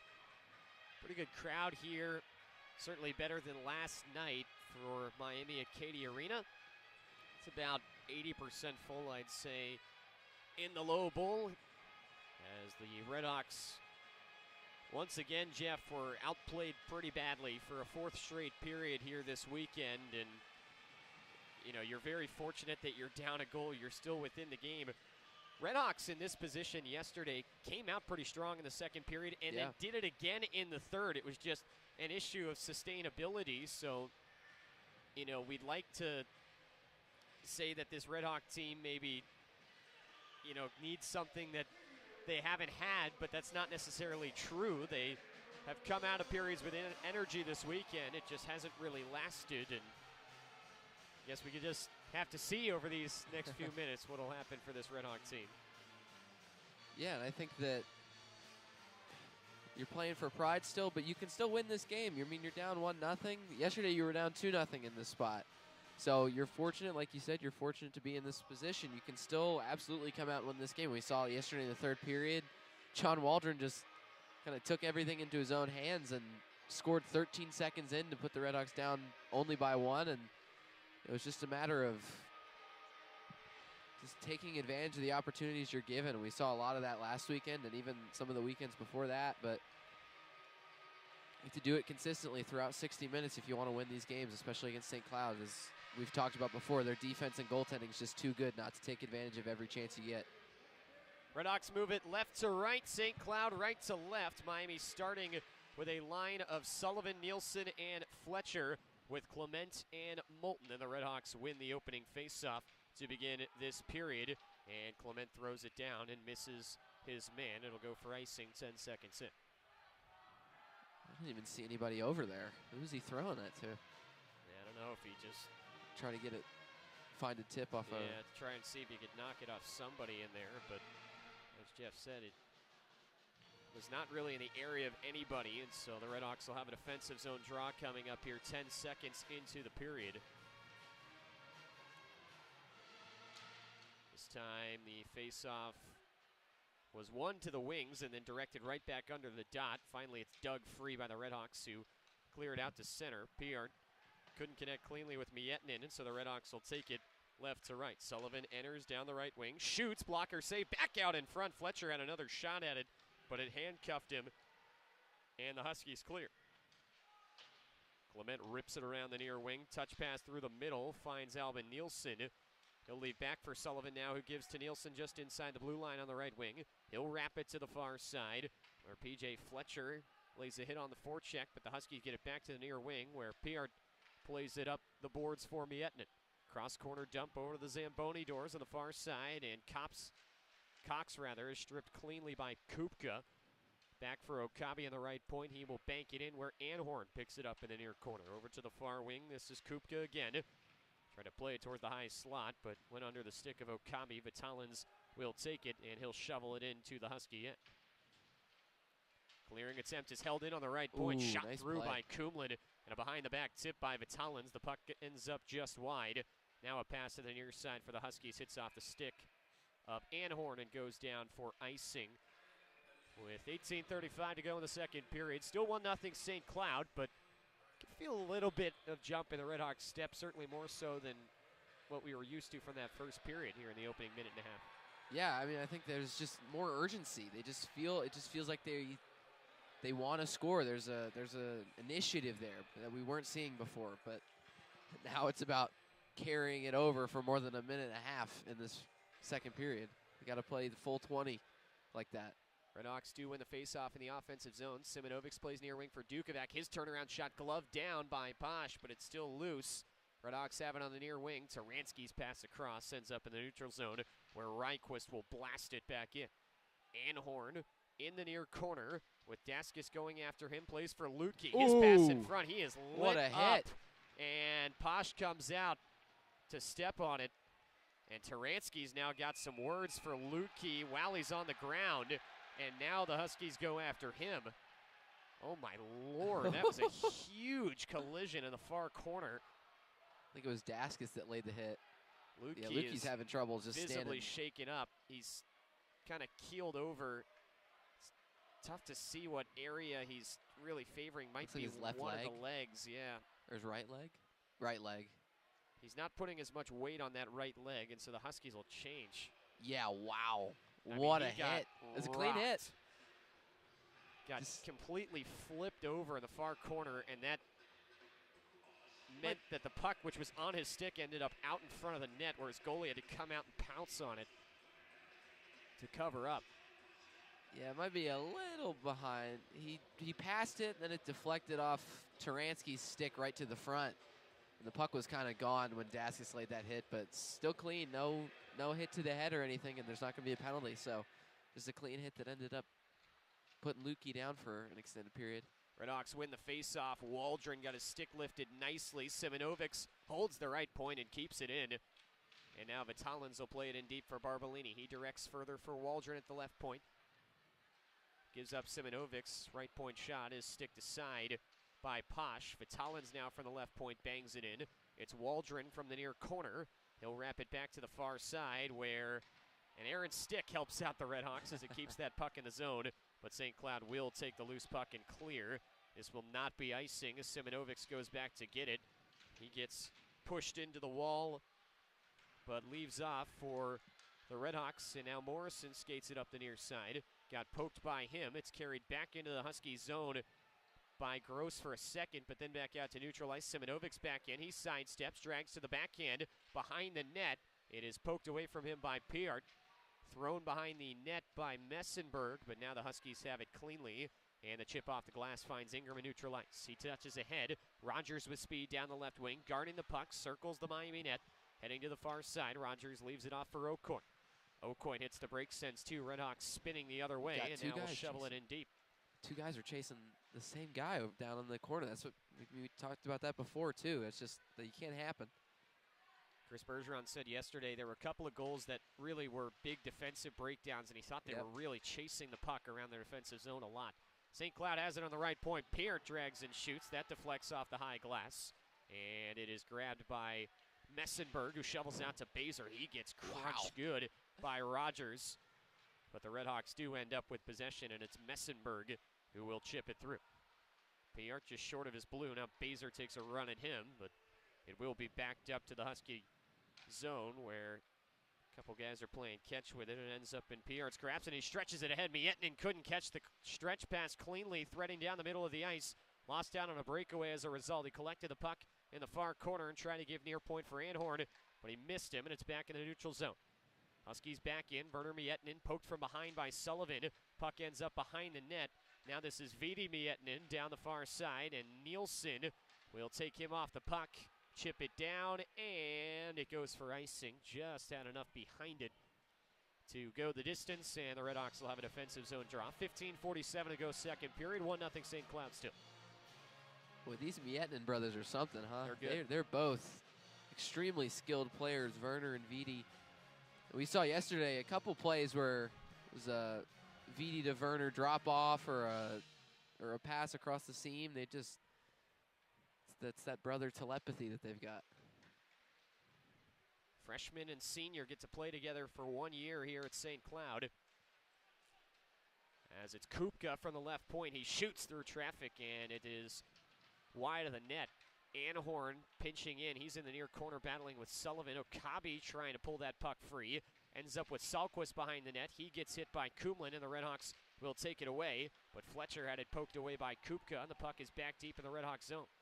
Sent to the far side where players for both teams give chase. Huskies end up with it at the right point. It's Wiley leaving off for Okabe. Okabe steps away from Fletcher, but he took the puck, and now Fletcher will motor it ahead and push backward as he was tied up for Kumlin. Just wanting to keep possession for his group. It's a good stick from Fletcher there on the wall. Drasner has it in the Miami defensive zone as we cross the 5-minute mark of the second period. Miami closing the shots gap a little bit. It was 16-6 at one point after one period. It's now 16-9 as Braveris hasn't been asked to make a save yet in this second. Kumlin down the left side, chips off for Barbolini. He steps into the zone and gets crunched in between two Husky defenders. That'll knock him off the puck. Ends up behind the St. Cloud net for Carl Falk, who gives a long pass ahead for Miettinen. Hall drags across. What a Miettinen save! Is stuffed to the back door by Braveris. How's that for the first save of the period? RedHawks trying to rush the other way, but a pass misses Barbolini. That was a tough angle for Vidi to get a shot off, but made the most of it. Werner trying to give it through. Falk with a rocket wrister. Now a shot comes through by Ingram through the traffic, stopped by Braveris. And it ends up at the right point. Ripped in by Werner Miettinen from there. That got blocked by Cox. He takes it to the far corner and will chip it out to center. Couple of Husky chances. Now it's Ports moseying to the far side. And Ports sends it to the near wing for Piart. Back out in front, touch pass for Ingram. Try to go tic-tac-toe, but he couldn't finish on the tail end of it as he couldn't fire. Ports in the near corner. Up the wall, will shovel back in behind for Ingram. He touches off for Piart. Rounding the Miami net, Piart looking, shooting from a sharp angle. The net came off and back onto its borings, but a shoulder save was made by Braveris. Waldron crosses the center end, will throw it in on goal as the RedHawks go for a change. It is directed by Posh to the far corner, and now ripped to the near side, where Ingram's pass towards the middle of the ice got picked off by Daskis. Puck still along the wall. Taransky across. In space, Moulton shoots. Saved by Posh. It's still loose behind the net as Posh couldn't glove it cleanly, but Ports directs it to the end wall. Moulton pinched way in. The defenseman is down in the corner, going to work on the forecheck, and he's got the steal. Couldn't get it up to the point because of traffic. He's hit hard. Moulton ends up down on the ice, and RedHawks still have it. Finally, Daskis is pinned, and Wiley comes free with it down the far side. There's some stuff going on behind the play. Now it breaks up. Dukovac tried to dance through the middle, and he paid the price. Big hit on him by Piart, and it's taken the other way by the Huskies. Ingram off for Gross. His high slot shot. Braveris got a piece of it with the glove, and it ended up over top the net. RedHawks with a 3-on-2 now going the other way. Messenberg will chip it in past Anhorn, who shields him off the puck. Messenberg will hit him in the near corner, but it's banked up near center ice where O'Coin gets slammed by Jack Clement. Puck along the near wall, and O'Coin will throw it forward. Reinquist back defensively for the RedHawks. He feeds ahead for Morrison. Down the right wing, he'll hit the brakes and shovel it in. It's Ludke in the corner, directing it up the near wall for St. Cloud. And puck flies over the head of everybody there as somebody just lifted that out, and it ends up in the penalty box out of play. And say it was deflected, so we will be able to go to timeout. 11:54 to go, second period. Miami's got a little bit of jump as they trail St. Cloud 1-0, approaching the halfway mark of regulation. Stay with us. You're listening to Miami Hockey on Red Hawk Radio.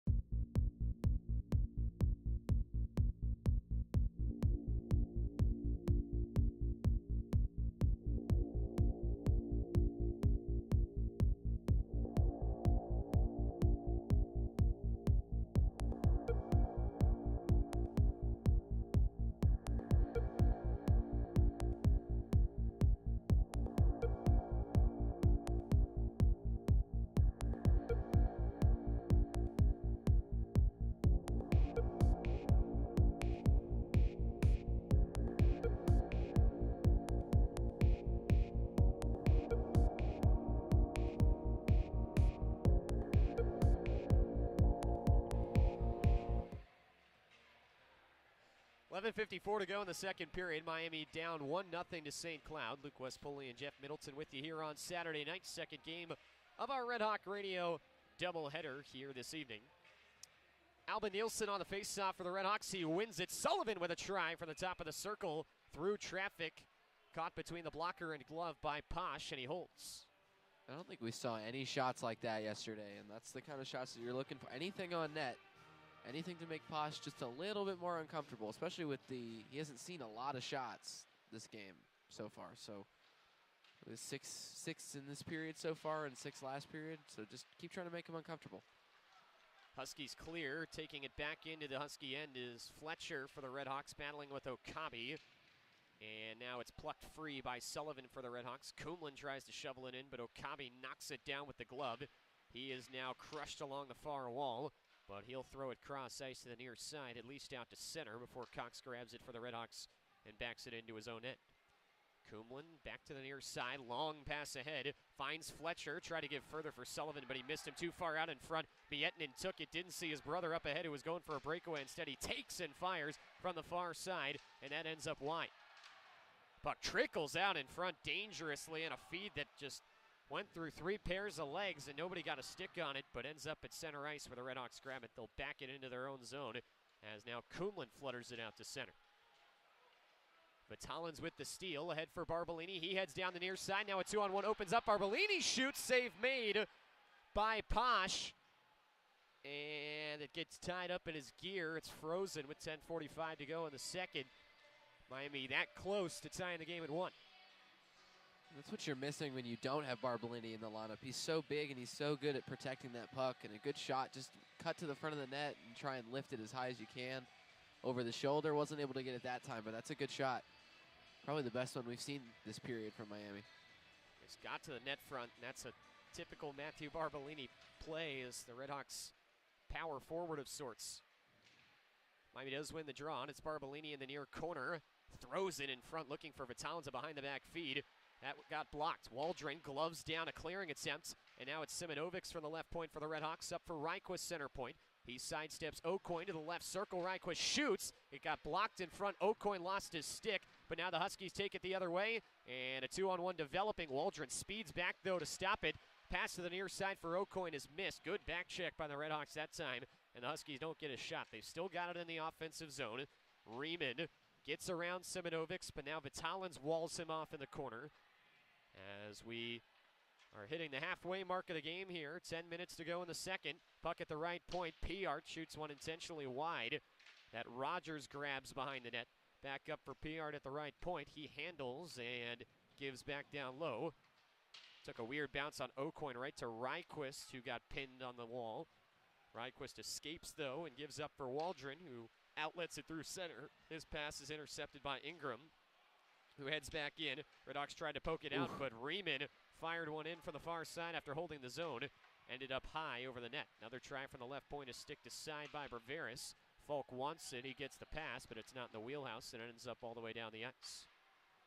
Coming out of his net, Posh shooting it all the way up to the near blue, where Ingram directs it into the Miami zone. Dukovac behind his net leaves for Clement. Room to skate up the near side, fires a bullet pass ahead off the skate of Daskis to Taransky, who had all sorts of traffic to work through, and he went down. Penalty coming up on St. Cloud. Bruno Berveris is off. Redhawks are pulling this back into their own zone to get the extra attacker on. It is Albin Nielsen, and now the Redhawks go to work. Taransky cross-ice pass finds nobody. This will go down and be icing on Miami. So a frustrating way for the 6-on-5 to end, but Miami will go to the power play for the first time. They're 1-for-1 on the weekend, as Ingram will sit 2 minutes for tripping with 8:50 to go in the second period. A prime chance for a power play that Chris Bergeron said is making a lot of strides and has gotten healthier. Chance to tie the game at 1. I was trying to see where this face-off would be. Yeah, the officials are putting it in the end zone here, which is... But yesterday it wasn't like that after... Yeah, and Brett Larson is saying he's pointing at the neutral zone dot, which is what he's arguing. And that's why this is so frustrating, is just because that's a pass to kind of nobody. I know he's looking for Rydquist coming out, but Rydquist just ended up changing, and Taransky ends up firing it to nobody. Well, I guess they're going to have it in the offensive zone, so no harm, no foul. Helps the RedHawks, and Brett Larson didn't appear too frustrated once he got the explanation. So Miami's got Waldron, Dukovac, and Barbolini on. RedHawks lose the draw, and now the puck is in the far corner where it's poked on free, but the clearing attempt is whiffed on, and Cox holds the center point. Cox for Miami handles and gives to the far side. Off the bank of the wall, it's Vitalin's up for Dukovac, left circle. Kent one time. Waldron from the near side will head down the wall. Waldron handling, throws it in front, gets all the way through for Vitalin's back for Cox's one-timer way high. Vitalin's still with it on the left point. He walks through. This is a very passive Husky penalty kill as Waldron has it at the right circle. Back up center point, Cox. Now left circle, Vitalin's. Back up to Cox center point. His wrister through traffic. Might have got a piece of Posh. Ends up wide left of the cage. Still alive for the RedHawks in the right circle. Waldron will double back towards the blue line. He and Cox play catch, and now Waldron heads down the right side looking for a seam. He'll head behind the net and give up for Vitalin's in the left circle. His shot through got deflected just wide by Barbolini with his feet on the edge of the blue paint. Ends up in the protective netting with 1 minute and 2 seconds left on the power play. 7:51 to go in the second period, and still 1-0 St. Cloud. But Chris Bergeron said this power play is improving, and they certainly look it. Yeah, and I definitely agree, and I think that's also what you missed right there from not having Vitalin's and Barbolini. I mentioned earlier this year that I think Vitalin's is the best passer on this entire team, and that's why you put him in the dot, just try and find Barbolini down low or Dukovac across the seam. He was fantastic on that shift, as were all of the other players on the ice, but Vitalin's especially just working through him on the power play. RedHawks had it cleared. Now they get it back in, and it is swept to the far side where Sullivan will hold the zone. Wiley had it pop up in the air on him as he tried to glove it down. Fortunate for the RedHawks, that allows Reichquist to steal and Miami to set up. 30 seconds left on the power play. Fletcher from the right circle now gives to the far wing for Reichquist. He gave a cross. Nielsen couldn't get it clean. Chopped at it on the backhand. Went well wide. Bouncing puck up to the left point, settled. Kumlin center point down for Nielsen. Tried to give it in front, but he whiffed on the pass. Ended up on net, and Posh hops right on it and covers with 7:02 to go in the period. 13 seconds left on the minor penalty to Adam Ingram, the game's goal scorer. It's still 1-0 St. Cloud. Those are good looks again, just a little bit too far. I think Ryan Sullivan had his stick lifted in front. Or no, he had his legs taken out from under him in front. Yeah, that'll do it. Nonetheless, a great play from P.J. Fletcher off the wall. Axel Kumlin with a good look as well from the point. And that's exactly what you're looking for. Now the first unit's back on there. Actually, just the first line now. Yeah, it's Vitalin's, Barbolini, and Waldron back on. Clement with a shot. That got blocked in front. Sat in the slot for a moment, but St. Cloud will clear it away. That'll run the rest of the power play time down as Ingram now out of the box and St. Cloud back to full strength with 6:46 to go in the second period. They still lead 1-0. Barbolini tearing down the far side. Up for Vitalin's in the slot. He mishandles and loses it as Kupka with the steal away. 3-on-2 the other way for St. Cloud. Gassed forwards on for Miami. O'Coin across looking for Anhorn. Good stick on the back check by Raymond's Vitalin's. And he will clear it out. It's Baser for Miami. Leaves off for Moulton. Kicks it through the legs. Moulton down the right wing. Backhands one on. Save made. It's kicked in by the Huskies.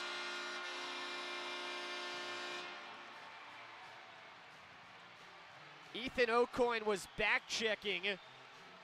The shot by Moulton hit up in the upper body of Posh and then sat in the crease. Miami had no one in the area, but as O'Coin was trying to stop his body on the back check, he ran right into the rebound and directed it into the back of the Husky net. And with 6:17 to go in the first period, that ties the game at 1. Great play from Moulton and Tanyan Baser in the neutral zone. Baser just a nice gather of the puck, using his legs, and a little drop pass brings a defender with him. Moulton kicks it to his stick and goes on the rush. Not a guy you typically see making those kind of moves, but hey, you'll take it from anybody at this point. 5th goal of the year for Moulton. Puck is out of play after the faceoff, and actually looking at the replay, it looked like it was an own goal as O'Coin hit it, but it actually looked like that puck was going in I was saying anyway. mostly, And yeah. Aucoin was doing his best to sweep it out and just knocked it in. But had Aucoin not even been there at all, it looked like that puck would have still gone in. So he was doing his best to keep it out and just took it the final maybe 6 inches or so to sneak it in the post and tie the game at 1. Actually, it didn't even look like it went in off of him on this replay right here. It just looks like it kind of trickled in and then pulled it out a little late, but you'll take it.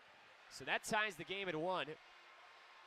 As there's a media timeout right now on the ice, but all right, you've been in this position before this weekend twice as you come out with the effort necessary to tie the game. You kind of get rewarded with puck luck, sure, but Chris Bergeron talks a lot about earning your bounces, and after what I felt, and I'm sure you'd probably agree, Jeff, was a very strong Miami power play despite being unsuccessful. The RedHawks do earn a bounce and it ties the game, but these last 6:12 of the second period are probably is going to be the biggest stretch of the weekend, at least to this point, for this Miami team. Yeah, and it's about this game isn't done now that you've tied it, and it felt like yesterday, they would score to bring the game within 1, and then they'd kind of sit back again as if they weren't even trying to as if it wasn't even in the game plan to try and tie the game up. It was just, we got a goal, so we can coast the rest of the way. That's not the case. This St. Cloud team's too good for you to do that. And frankly, you haven't earned it this weekend to do that. And now that you've got a goal, you're tied. You're in a more fortuitous position than you were yesterday. You're tied instead of down 1. Now you can really put your foot on the gas. Rogers down the left wing, cuts to the middle of the ice, but it's knocked away back out to neutral ice. Ripped back in by St. Cloud. Berveris paddles it down behind the Miami net and backhands it around 2 Huskies up the near wall where Baser is there for the RedHawks. Fans on the cross-ice pass, but still finds the target. That's Simonovic making his way through. And Simonovic stripped off the puck, but Morrison plays it in front. A one-time attempt there from Messenberg. Not a lot of room to shoot, though, as the stop was made by Posh. St. Cloud chips it in, and again, they're a step short of the red line, and that goes for icing with 5:35 to go in the second period. And it will go back to the Husky zone. RedHawks wanted to get more shots anyway, Jeff. We talked about that. They said it in the press conference, but, Bassi looked a little bit shaky. I think Pasha's looked especially shaky and allowing a lot of really big rebounds to the front of the net. RedHawks look like they keep trying to test that. Yeah, absolutely. I totally agree. I'd also like to mention that it seems like the student section was really waiting for that goal. They were loud on that chant. They were. You love to see it. Student section is large in size last couple of weekends for Miami with the students back in town following the J semester. Up the near wall for St. Cloud. Ingram will squirt it out to center ice. Huskies can get their guys off. Miami right back into the zone, leaving it back for Daskis. Was Dukovac. Daskis pushes it in deep around to the far side. Now it's Cox at the point. Crosswing Kumlin. Try to put it down low, but Ingram with a sliding stop to knock that one away. Dukovac dangles through and gets it to Cox at the left point. He walks and now risks one intentionally wide that finds Taransky off the bank on the end boards. Kumlin, nice move. Sidesteps to the front. Backhander blocked. Rebound alive. Still loose. And finally it's shoveled out by a Husky stick in the pile. Back out to center ice. This looks like a team that wants another goal. They do. Cox has it for the RedHawks in his own zone. Plays ahead for Daskis with possession. Daskis enters the zone. Good job by Faulkner to knock him off the puck. Piart plays it high and down. Moulton got a glove on it trying to stop it from going all the way through, so the icing is waived. And now below his own goal line, it's Jack Clement up the near wall for Fletcher. Cross-ice feed. Got deflected with a stick and ends up back in the RedHawk zone.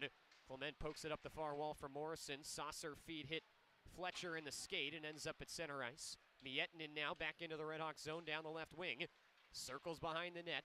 Vidi Miettinen over to the far wing. It's up top for Wiley. His slap shot blocked by Sullivan. And he will outlet with a cross-ice feed for Fletcher. Fletcher enters the zone, leaves back for Sullivan. His shot high and wide. And will just evade the zone after deflecting off the far glass. Driven back in by Hampus Ryquist. Wiley plays D-to-D. And back to the near wing for Werner Miettinen. Through the middle of the ice for Zach Okabe. Ryquist bumps into him, and Okabe will dump it. Okabe pins on Clement, who's content to hold him there and wait for the reinforcement. It comes, and the RedHawks get it to the far side. And now an outlet pass finds Ryquist in space. Tons of room down the near side. Ryquist fakes, throws to the middle looking for Waldron breaking, but he missed him, and it goes wide. Good now look, it's though. Salquist down the far side for St. Cloud, and he'll shovel it in to the Miami end. And he goes down to the ice, and Vitalis is going to get a penalty away from the puck as Simonovic was holding that back in the corner. It'll be 2 for holding on Raymond's Vitalis. He's not happy either. I'm sure he felt like the Husky in question went down a little easy. Beg your pardon, it's actually an interference call on Raymond's Vitalis. Good look from Rydquist to try and find the stick of Waldron going through the slot. He was open, just a little bit too far. So Miami will go to the kill for the second time. Yeah, Huskies that's a little easy. are 1 for 1. It didn't look like... St. Cloud player went sliding into the net as well and knocked it off, which probably helped the case a fair amount. Yeah, exactly. Because that's a pretty dangerous play, regardless of whether or not that contact was incidental, could be debated. Yeah. Shot on net, off the draw by the Huskies. Now a dangle through, and a second try is also stopped by Breveris. He's without a stick. Drive from the far point by Anhorn. His stick failed him, and now it's back to the near side for Ingram. Furious 15 seconds to begin the power play for the Huskies. Anhorn up top, plays it down low for Vidi Miettinen. Back to Anhorn center point. Miettinen wants it in the far circle but won't get it. Anhorn plays down the wall. Now has it back. Now he'll reverse ice for Miettinen. Top of the right circle. Waits and shoots. Might have clipped the post, or at least the stick of Breveris. It's snapped back in by Anhorn from the left point. And Breveris will snatch that out of the air with 1:22 to go on the power play. And 2:29 to go in the period. And Miami and St. Cloud tied at 1. Yeah, just a little flurry there from the Huskies. Just a lot of chaos in front of the net. Breveris lost his stick for a few moments, but he was able to get it back. He's getting his money's worth tonight, I'll tell you that much. He's been really good in net. We talked about it yesterday too, Luke. He's seeing the puck a lot easier tonight as well. The RedHawks defenders have made it easier for him to locate where it's coming from. St. Cloud with 26 shots, Breveris 25 saves, Clement with a nice poke check on the point, and that takes it back out to center, and he can get off the ice. 1:03 left to go in the power play for the Huskies as they try to stay perfect on the day. Tied with Miami 1 for 1, their one tally coming on the man advantage. Huskies rim it around to the near side. Okabe has it, puts it back up top for PR. Big collision in front of the net. Moulton could have gotten a cross check there. Went down. Now a shot through traffic from the right point by Lukey. Save made. Salquist took a whack at Breveris, and Ryquist will let him have it in front of the net. 37 seconds left on the penalty to Vitalis. 1:44 to go in the period, still tied at 1. No Husky power play that has made it into the second minute this weekend has been successful, as that top unit for the Huskies has had everything on the power play. By everything, I mean 2 goals. Limited attempts this weekend. Both teams have stayed out of the box pretty well. Ingram from the near point touches it back for Anhorn center point. This is that top unit that's back on for the Huskies. Miettinen to the middle of the ice. His wrister partially blocked and shoveled out by Drasner. Back behind the net for the Huskies. Anhorn with speed up the ice. 13 seconds left on the penalty to Raymond's Vitalis. Anhorn crosses and gives for Miettinen at the right point. He crosses the ice back to the near wing. Hounding at him, Fletcher can't poke it free. Pass towards the slot is directed away from Anhorn, and Vitalis is out of the box and making his way back into the play. Pass up to the left point. Barbolini sends a man down to the ice, and now a 4-on-2, make that 5-on-2 the other way for the RedHawks. Barbolini left circle finds Drasner. His shot goes wide from the high slot. Miettinen lifts the stick of Barbolini, loses the twig, has another one perfectly in stride. Aucoin, meanwhile, driving it in. His attempt to throw it on from a sharp angle hit the backside of the net, and Riemann will back it up to the point and rim it back in. Rogers from the near wing throws it to the middle. Shot comes through by Riemann from a perfect spot. Glove saved by Breveris. 30 seconds to go in the period. Another shot comes through that's deflected high, hits the A in Coach Cady Arena over the protective netting, and we get a stoppage with 25.6 seconds left to go in the middle period. And Bruno Riveris with probably his most dazzling stop of the night to keep it a tied hockey game at 1. And I believe Matthew Barbolini grabbed Alban Nilsson's. Yeah, he grabbed Alban Nilsson's stick off the bench. And he blocked a shot with that stick. I wonder if they'll give a half block to Alban Nilsson for that. Credit to him for being ready. That's quick thinking. I've come to games here my entire life, and I've never seen a puck hit that wall. Yeah, wow. Back behind the protective netting above the box seats. It almost dropped in. It did. Gave him a souvenir up there. But they weren't expecting that. RedHawks win the face-off and are fiddling around with the puck below their own goal line, trying to kill this period out. 11 seconds left to go. Kumlin will lift it out to center ice. It's gloved down quickly by Salquist, and they head back in 3-on-2. Cross-ice pass, waiting. Okabe shoots. It's blocked in front, and the period comes to an end.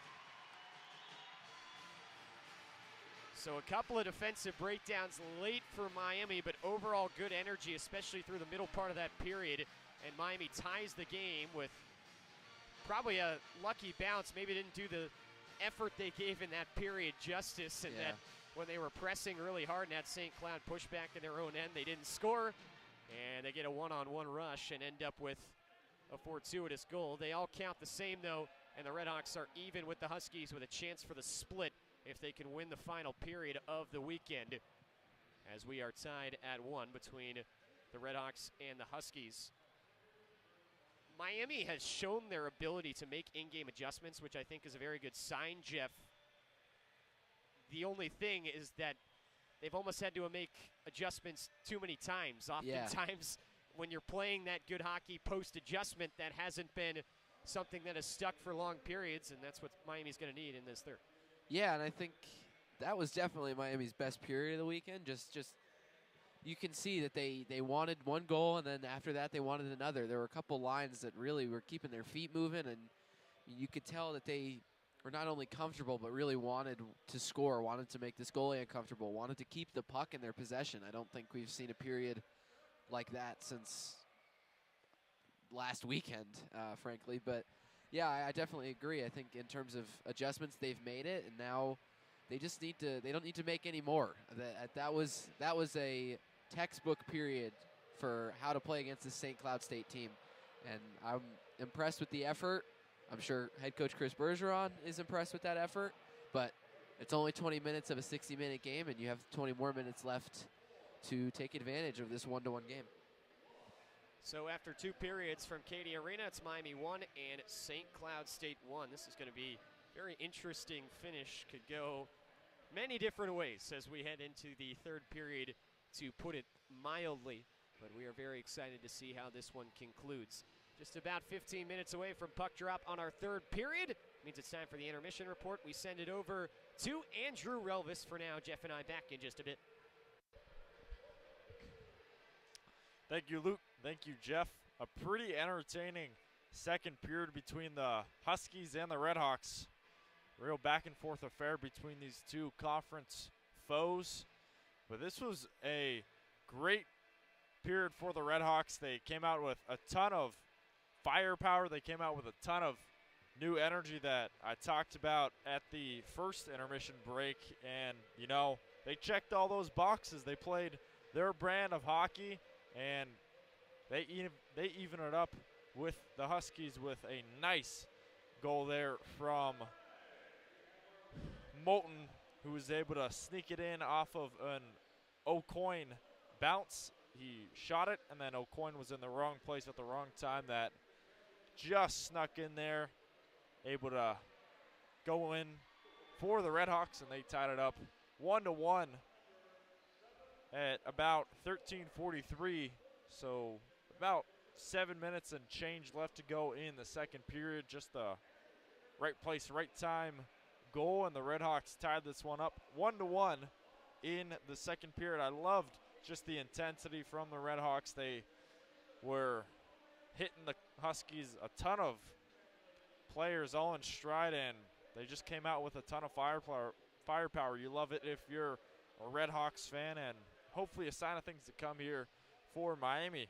Just got to continue to crash the boards, got to make life tough here for these visiting Huskies from St. Cloud State and see where it gets you in the third period. But overall, give you a stat breakdown in terms of shots.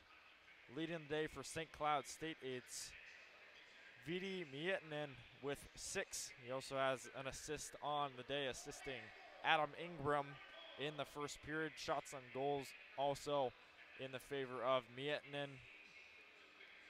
In terms of face-offs, it's been 7 wins for Sahlquist.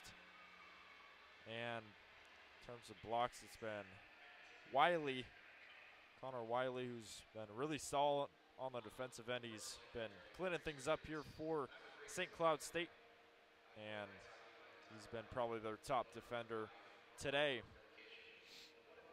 In terms of shots on the Miami side, got a ton of 3 shots for a few RedHawks, but it's Hampus Rydquist leading the day with 4. Hasn't had a goal quite yet, but maybe a sign of things to come here for the RedHawk. We'll see if things go his way. In terms of blocks as well, he leads that category with 3. The RedHawks are a very stout defensive team, especially on the other end, and got to thank players like Clement and Rydquist. Those 2 players are making it happen for Miami. In terms of face-offs won, it's Raymond's Vitolins with 7. He's matching Sahlquist 7 as well on the St. Cloud State side. He has just been real strong in terms of applying pressure against the Huskies. So our score is 1-1 after 2 periods. Hopefully the RedHawks can turn it around and pick up their first win in 7 games. I'll step away for a scoreboard segment, a look around the top 25 matchups and the NCHC other matchup in just one moment. You're listening to Miami Hockey here on RedHawk Radio. Be back in a minute for more from the second intermission report. Thanks so much for tuning in. Be back for more from Cady Arena here in Oxford.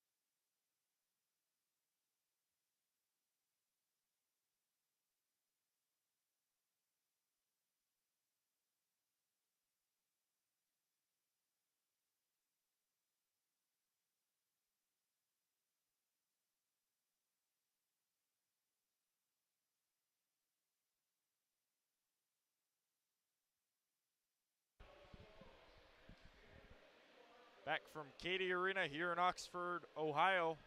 My name is Andrew Relvas, here for the second period intermission report. It's now time for a scoreboard segment. First game going on right now, Notre Dame versus Wisconsin in Madison. The Badgers are up still 1-0. About 19 minutes left to go in the third period, so that one in the third just began. Plenty of time for the Fighting Irish to potentially get an upset against the Wisconsin Badgers. That one 1-0. Quinnipiac currently up 4-2 on top of Clarkson. They were down in the first period, but a pretty solid barrage of goals gives them the lead. 2-0. End of the second period. Third period set to begin in just a moment. Quinnipiac trying to repeat as national champions. Great way to do it. Win against your conference opponents. That one set to begin the third period momentarily. Providence versus Maine. Maine up 2-1. 7th-ranked Maine facing off against the number 10 ranked Providence. Back and forth affair between two conference teams. 2-1 is the score.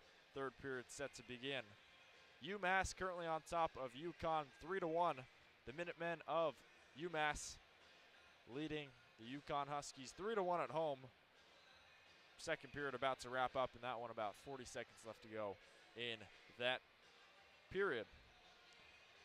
13th-ranked Cornell Big Red currently up 4-1 on top of Union, looking like they're going to take a nice road victory and improve the record in the conference.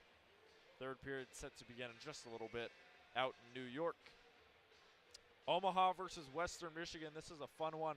Number 19th-ranked Omaha facing off against number 14 Western Michigan. 2-2 is the score. 2:29 left to go in overtime. That'll be a fun finish to the end of that one. Hopefully you're a Western Michigan fan. A win at home, but who knows, man. Omaha, they're in the NCHC for a reason. Tough team to beat. Trying to play spoiler on the road. And just as I say that, Omaha, spoilers on the road. They take down the Western Michigan Broncos. 3-2 is the score. Omaha currently 6th in the NCHC with a 7-8-2 record. They're going to get their 8th win on the year. And luckily for St. Cloud State, they get a little bit of breathing room, but still got to take care of business. So huge win on the road at Kalamazoo for Omaha. 3-2 is the final in that one. Western Michigan falling to Omaha. Nice little live scoreboard update there. New Hampshire trailing Merrimack 2-1, end of the second period. 17th-ranked New Hampshire trying to pick up a conference win there. Arizona State leading Alaska Fairbanks 3-1. 18th-ranked Sun Devils, new NCHC members next year, trying to continue to keep pace in that conference. And I believe that's all the games going on right now. I'll talk strategy right now. So, RedHawks versus the Huskies. How are the RedHawks going to get their first win in 8 games? Well, for starters, the RedHawks got to continue to put pressure on these Huskies. It was a lackluster effort in the first period, a much better effort in the second period. See if you can replicate that second period success and put some pressure on these visiting Huskies. Try and slow them down when they're in their stride. Try and continue to make some big hits on the boards. Really win those faceoffs. The RedHawks, especially with Raymond's Vitolins, they've done a great job at applying pressure. They got to continue to do the small things, but also try and outshoot the Huskies. They didn't outshoot them last period. It was a 10-shot advantage for the Huskies in the end of the first period, and now it's a 13-point shot advantage. So 3 more added onto the advantage for St. Cloud State. Tough for Miami, but hopefully this period the RedHawks can put some more pressure on St. Cloud State and get more shots under on the net and really make life difficult for Isaac Posch, the freshman from Sweden. One more thing I'd like to mention, it still is a phenomenal effort from Bruno Buveris. This guy has been such a revelation for Miami, coming in from Latvia. Just a phenomenal player, and he's only going to get better, hopefully, during his time at Miami. He currently has 27 saves out of 28 shots on goal, and that actually is his, in the past 7 games, he's had 20 or more saves in 6 out of the 7 games that he's been playing for the RedHawks. So just a real hot streak for the freshman from Latvia. We'll see if Bruno can continue to be that brick wall in the net that the RedHawks fans know and love here from home. And if you're wondering about season high in saves is 29. He had it versus North Dakota last week. So just got to get three more saves, and you have a season high in saves. We'll see if Bruno can do it here versus the Huskies, but it's going to be a fun one here. Fun third period. RedHawks trying to get their first win in 7 games, trying to end that 7-game losing streak. Hopefully we can do it here in a packed Cady Arena. I'll send it over to Luke and Jeff momentarily for the beginning of the third period. Thanks so much for tuning in to the second period intermission report. I'll be back for the post game. Hopefully the RedHawks can pick up a nice home win against the Huskies. Be back in just one moment for more Miami hockey here on Red Hawk Radio.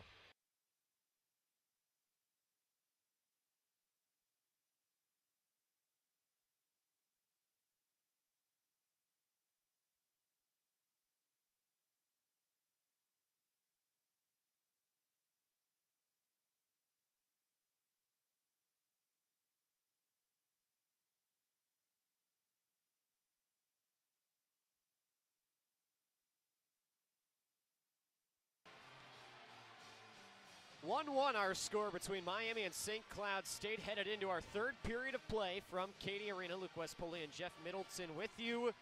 Jeff, better second period. I think you're very optimistic if you're Miami, not only because you've tied the game, but you feel you can probably play even better than you did in the middle period in which you tied the game. There's still plenty of room for the RedHawks to get a split in this final 20. Yeah, absolutely. And first 4 periods of this entire series were frustrating for us, I think, to watch, frustrating for the people in attendance to watch, frustrating, I'm sure, for the players on the bench and the coaches behind the bench. But if you watch that second period, it was a lot of what the RedHawks were doing well last weekend and in the prior weekends before that. The good puck possession, chasing down pucks, earning their bounces, like you said, before we went to intermission. Just a good period, and now you got to take advantage of this opportunity and don't sit back, because if you sit back, then St. Cloud's going to take advantage. Off we go on this third period from Cady Arena. St. Cloud in the red uniforms. They move it left to right into Miami's defensive zone. RedHawks in the white uniforms trying to move it right to left. Jack Clement's clearing attempt. Look out on that Miami bench. Flies over a couple of ducking heads, and we get a stoppage. 17 seconds into the period. The faceoff will come back into the RedHawk defensive zone, and both teams make some changes. Just like the foot speed, especially last period. It just felt like there was an urgency, a will to score, which we hadn't really seen before. And for this Miami defense, this is the line you're going to want to stop, because they've been in and around the puck all night. The Mietnin brothers, they've had the puck on their stick a lot when they're on the ice. I loved playing with my brother. And it's fun, but it's lethal when they're playing against you. RedHawks win the defensive zone faceoff. And we'll get it not out of the zone. It's stuffed. Haul to the net front. Shoots wide. Deceived me right there, but Miami will get it out as Nielsen skates it through center and sends a bouncing puck through to the St. Cloud zone, which they quickly get back out. RedHawks take it away, but Fletcher couldn't go in on the rush because Nielsen was below the goal line after he got tied up. It's an offside on the RedHawks. 41 seconds into the third period, as we're still tied at 1. We'll get a neutralized face-off. Miami brings out the Waldron, Barbolini, Vitalin's line. And, man, they looked really good in the last 10 minutes of that period. Yeah, they absolutely did. And I think there was a rush by Barbolini in particular before the Miami goal that really set the tone. And that's what you need these guys to do. You need those guys to move their feet and really keep their feet moving and set the speed especially. Like we get a whistle. The puck was rung around the far side boards. Looks like maybe it hit a stick or a glove on the St. Cloud bench. So they're going to move the face-off back into the Husky defensive zone. 48 seconds gone by, third period, with our game tied at 1 between Miami and St. Cloud State. Huskies looking for the sweep. RedHawks looking to come out of this series 1-1 and continue the streak of getting at least a point in NCHC play for a few straight weekends. Huskies with a clear. Okabe tracks it down in the offensive zone. Spins in the left circle. Now spins again. Tried to throw it to the front, but Cox stoned him and pushes it up against the end boards. Rim finds the near side. It is Piart left point. Cross for Okabe, right circle. Turnaround try. Hits Kumlin in the shin pads. Still alive for the Huskies. Piart from the right point. Cross ice for Wiley. His wrister through. Stopped by Berveris. Rebound bounced out on him, and he can't cover up. Barbolini grabs it and heads behind the RedHawk net. Now it's chipped over a stick by Vitalins. He's in a one-on-one against Wiley, but he is gassed, and so he'll just throw it in and head to the bench. Just over a minute and a half gone by, third period, with Miami and St. Cloud tied at 1. Turnover in neutral ice. Daskis heads down the right wing, finds Dukovac, drags and shoots just wide from the left side. Now a try for the points, tipped in front. Another effort at it from Taransky, but he swung and missed on the second attempt, and the Huskies floated out to center and back into the RedHawks zone. This is Daskis behind the Miami net, banking for Simonovics on the near side. Simonovics will chip up the wall where puck evades the hand of Taransky, but gets down and settled for Dukovac. Dukovac feeds Taransky up ahead. He'll float it back into the Husky end. Dukovac applying the forecheck and had the puck for a moment. Huskies cleared up to the line, and Simonovics had it hop his stick. He's been so good on the blue line this weekend for Miami. Just a bad bounce for him on that blue, and now a pass up the near wing again goes poorly for him as it missed Taransky, and it will go down for icing with 17:32 to go in the third period, and the game's still tied at 1. Yeah, you mentioned it. Richard Simonovics has been not only good this weekend, but just overall. I've loved what he's brought to this back end. 6'3", 205 pounds, looks taller, but he moves just about as well as anyone. He's super good at protecting the puck and such a skilled playmaker. He's been a really nice addition. Puck is dropped, and the Huskies win the faceoff. Ludke had it chipped over a stick by Dukovac as it gets out of the zone. Miami bench wanted a penalty as Dukovac went sprawling to the ice, but it was partially at least under his own power. RedHawks have it at center. It's Daskis down the right wing. He will knuckle it into the zone. Baser going after it. Ludke chips it up the far side for Anhorn. Captain of the Huskies will pitch it back out to center. Moulton back to get it for the RedHawks. Hard rim to the near side. Riemann cuts it off at the half wall and leaves it off for O'Coin. His turnaround shot is deflected high. Riemann now for the left point. He fires, save Braveris, and he holds. 16:52 to go, third period. Still tied at 1 between Miami and St. Cloud. And the teams will go for some more changes with a faceoff coming to Bruno Braveris' right. We'd probably like to see Tanyan Baser hop up a little closer to Jack Riemann on the wall there. Just kind of keeps the puck in the zone for the Huskies, and that creates a couple offensive chances there. Good save by Braveris, but need to get engaged there on the battle on the wall. Sullivan working on the far boards with Piart. It is pried free by Vietnin, and Hall snapped his stick, and now the RedHawks going to rush the other way, 2-on-2. Fletcher tried to give it up for Clement, but it was swatted away on a nice back check by Cooper Wiley. Pass threaded ahead, and it missed Fletcher, and again, it goes for icing, and this is starting to give waves of what the RedHawks did last night, just trying to stretch the ice, and a lot of missed tips, and a lot of defensive zone draws in the game yesterday for Miami. As much as Jack Clement brings value to this back end, not sure he's the guy you want with P.J. Fletcher on that rush there, but nonetheless, a good attempt to try and take advantage of a broken stick and kind of a broken play, but can't keep icing the puck here. You got to keep possession and keep moving your feet like you were in the second. It's a good foundation. Now you got to keep moving.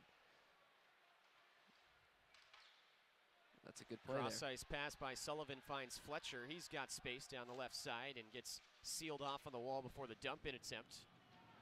As Kumlin tracks it down in the far corner, it's plucked away by Falk. Goalie doesn't have a stick if he can get the puck. Yeah, Posh is without it, but St. Cloud will get it out of the zone, and now Posh will head back to go grab the stick. Kupka's backhanded attempt got knocked through center. Nielsen, with his glove along the ice, batted it right back to Kupka, skates it down the left wing, and will send it back to the near side. Lutke chopping at it.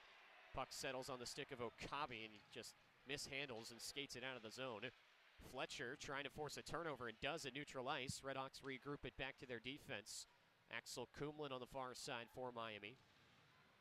Leaving behind for Raymond's Vitalins, and further now for Spencer Cox back in the RedHawks zone.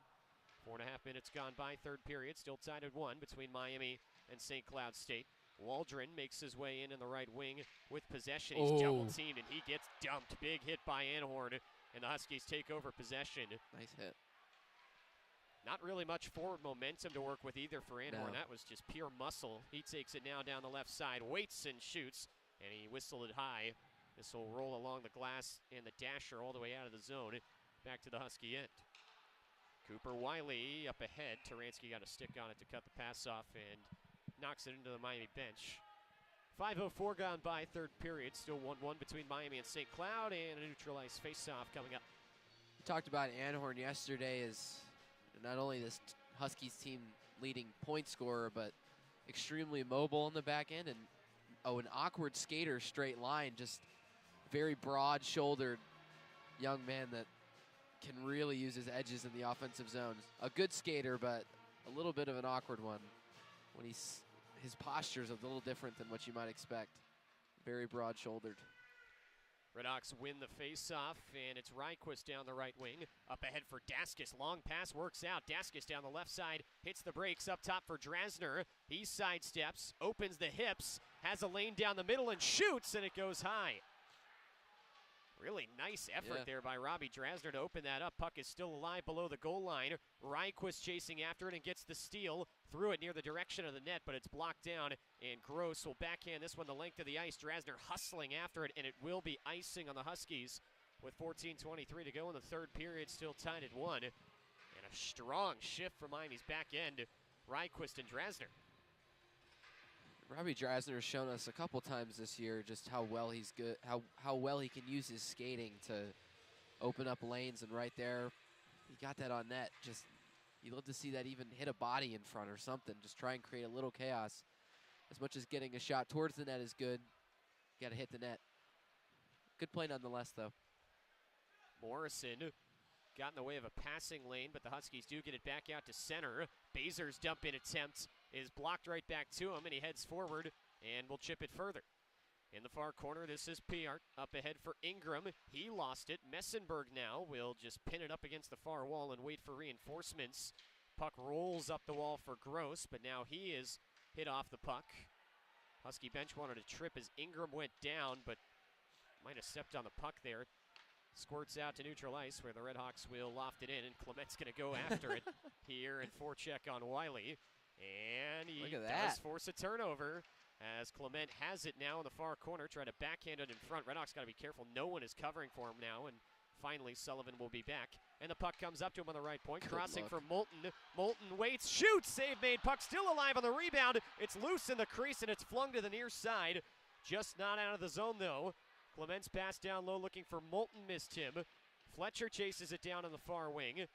And puck is stuck up in the circle. Now Fletcher pries it free. Fletcher to the middle of the ice. Shoots wide. Rebound in front. It's covered up by Posh. RedHawks poking away at it. But he lays down on top of it. And we get a stoppage with 13:01 to go. That shot bounced off the end wall and came back in behind Isaac Posh. And he kind of fell backwards on the puck to cover it up. And Miami again close to taking the lead, but we stay in a 1-1 hockey game. And the first couple shifts of this period did not look anything like that, but that's exactly what you're looking for. Just a great shift from both the pair of Clement and Moulton, and Moulton's been killing it offensively tonight. He's looked really good, but the Fletcher, Nilsson, Sullivan line doing what they're good at, forechecking really, really hard, creating turnovers and getting the puck to the net. Kumlin across quarter dump. Cox has it off the wall.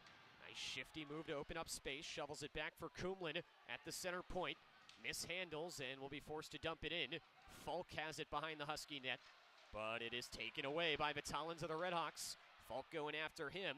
Vitalins is pinned on the near wall, working 1-on-2. Gets it in behind for Barbolini. And Barbolini works his way free with it. Up to the right point for Cox. His wrister gets blocked in front by Falk. Rebound to the far side. It's chipped up to the RedHawk right point where Cox gets pinned. Now Waldron in space leaves it behind for Barbolini. Waldron lost it and will leave for Vitalins, who skates it up to the point and now will drop for Cox. Puck scoots off his stick to the near wing. Miami forwards are gassed from all this pressure. St. Cloud gets it just out of the zone, and now a steal up ahead. It's Werner Miettinen shoveling it out in front. Shot through by Kupka, stopped. And there was not going to be a rebound, but Braveris didn't face any pressure, so he'll play it out. So after two really strong shifts back-to-back, a chance in front for Kyler Kupka, second leading scorer on this Husky team, but he can't finish, and we remain tied. 11:42 to go, third period, 1-1 between Miami and St. Cloud. Simonovic's holding behind the Red Hawk net. And now we'll give to the near side for Dukovac.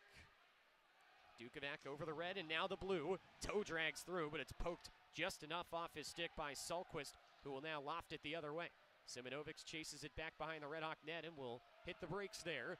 Simonovic's hard pass up the near side. Dukovac has it tied up in the skates, gives back for Simonovic. Now across the ice for Kumlin. He gets stood up by Hall at center ice. Giveaway now in the Husky end. It's poked on as Anhorn, the Husky captain, gave it to Turansky. He forces another turnover, thrown out in front, but it is swatted back to the blue line where it's grabbed by Barrett Hall and he heads out. Down the left side, he shoots into the breadbasket of Braveris, and he holds on uncharacteristic. 2 turnovers from Dylan Anhorn below his own goal line. And Artur Turansky with some strong forecheck, but still we remain tied in this hockey game. So we will take a quick break here on Red Hawk Radio with 10:55 to go in the third period. It's 1-1 between Miami and St. Cloud. Back after this, it's Miami Hockey on Red Hawk Radio.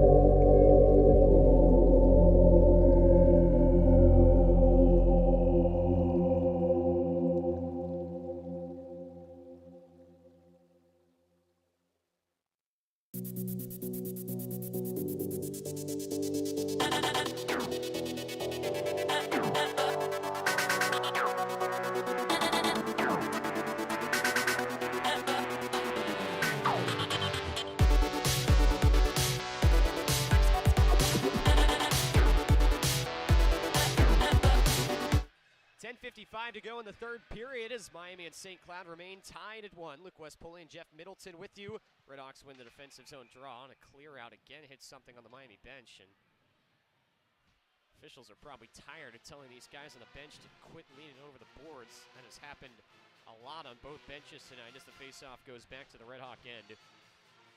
But Jeff, a lot of hop in the Red Hawks step prior to that media timeout. With the inconsistencies that have plagued this Miami team, just kind of have to clasp your hands together and hope that continues. Yep. Yeah, media timeouts can be dangerous or they can be super helpful, and so hopefully this is one where they'll be able to catch the Huskies off guard, keep their feet moving. Moulton up the near side, bats a puck out of the air twice, now settles it and finds Fletcher. He'll give back for Clement, who will leave once again for Fletcher skating across the center rim. Fletcher steps right, shovels on into the zone, and now the forecheck goes to work for Miami. Wiley leaves it behind for Piart. He shovels forward for O'Coin. Tipped ahead for Rogers skating down the right wing. Sullivan pokes it off his stick, and now Moulton will give it up ahead for Nielsen. He paid a hefty price for it as he got hit hard, but he did his job, and Nielsen played it through the slot, got through everybody there. But no one was there for the Redhawks, and it goes all the way back down the ice, and Miami will hold behind their net. Cox with it for Miami, up the right side for Waldron. Drags it through and found Vitalins just outside the blue line. He lost control. Mietnin taking it through the middle. Couldn't weave through the traffic. Redhawks failed to clear. Hall trying to settle the puck. Now he does in the corner. Backhands went out in front to the backside, and Anhorn scores.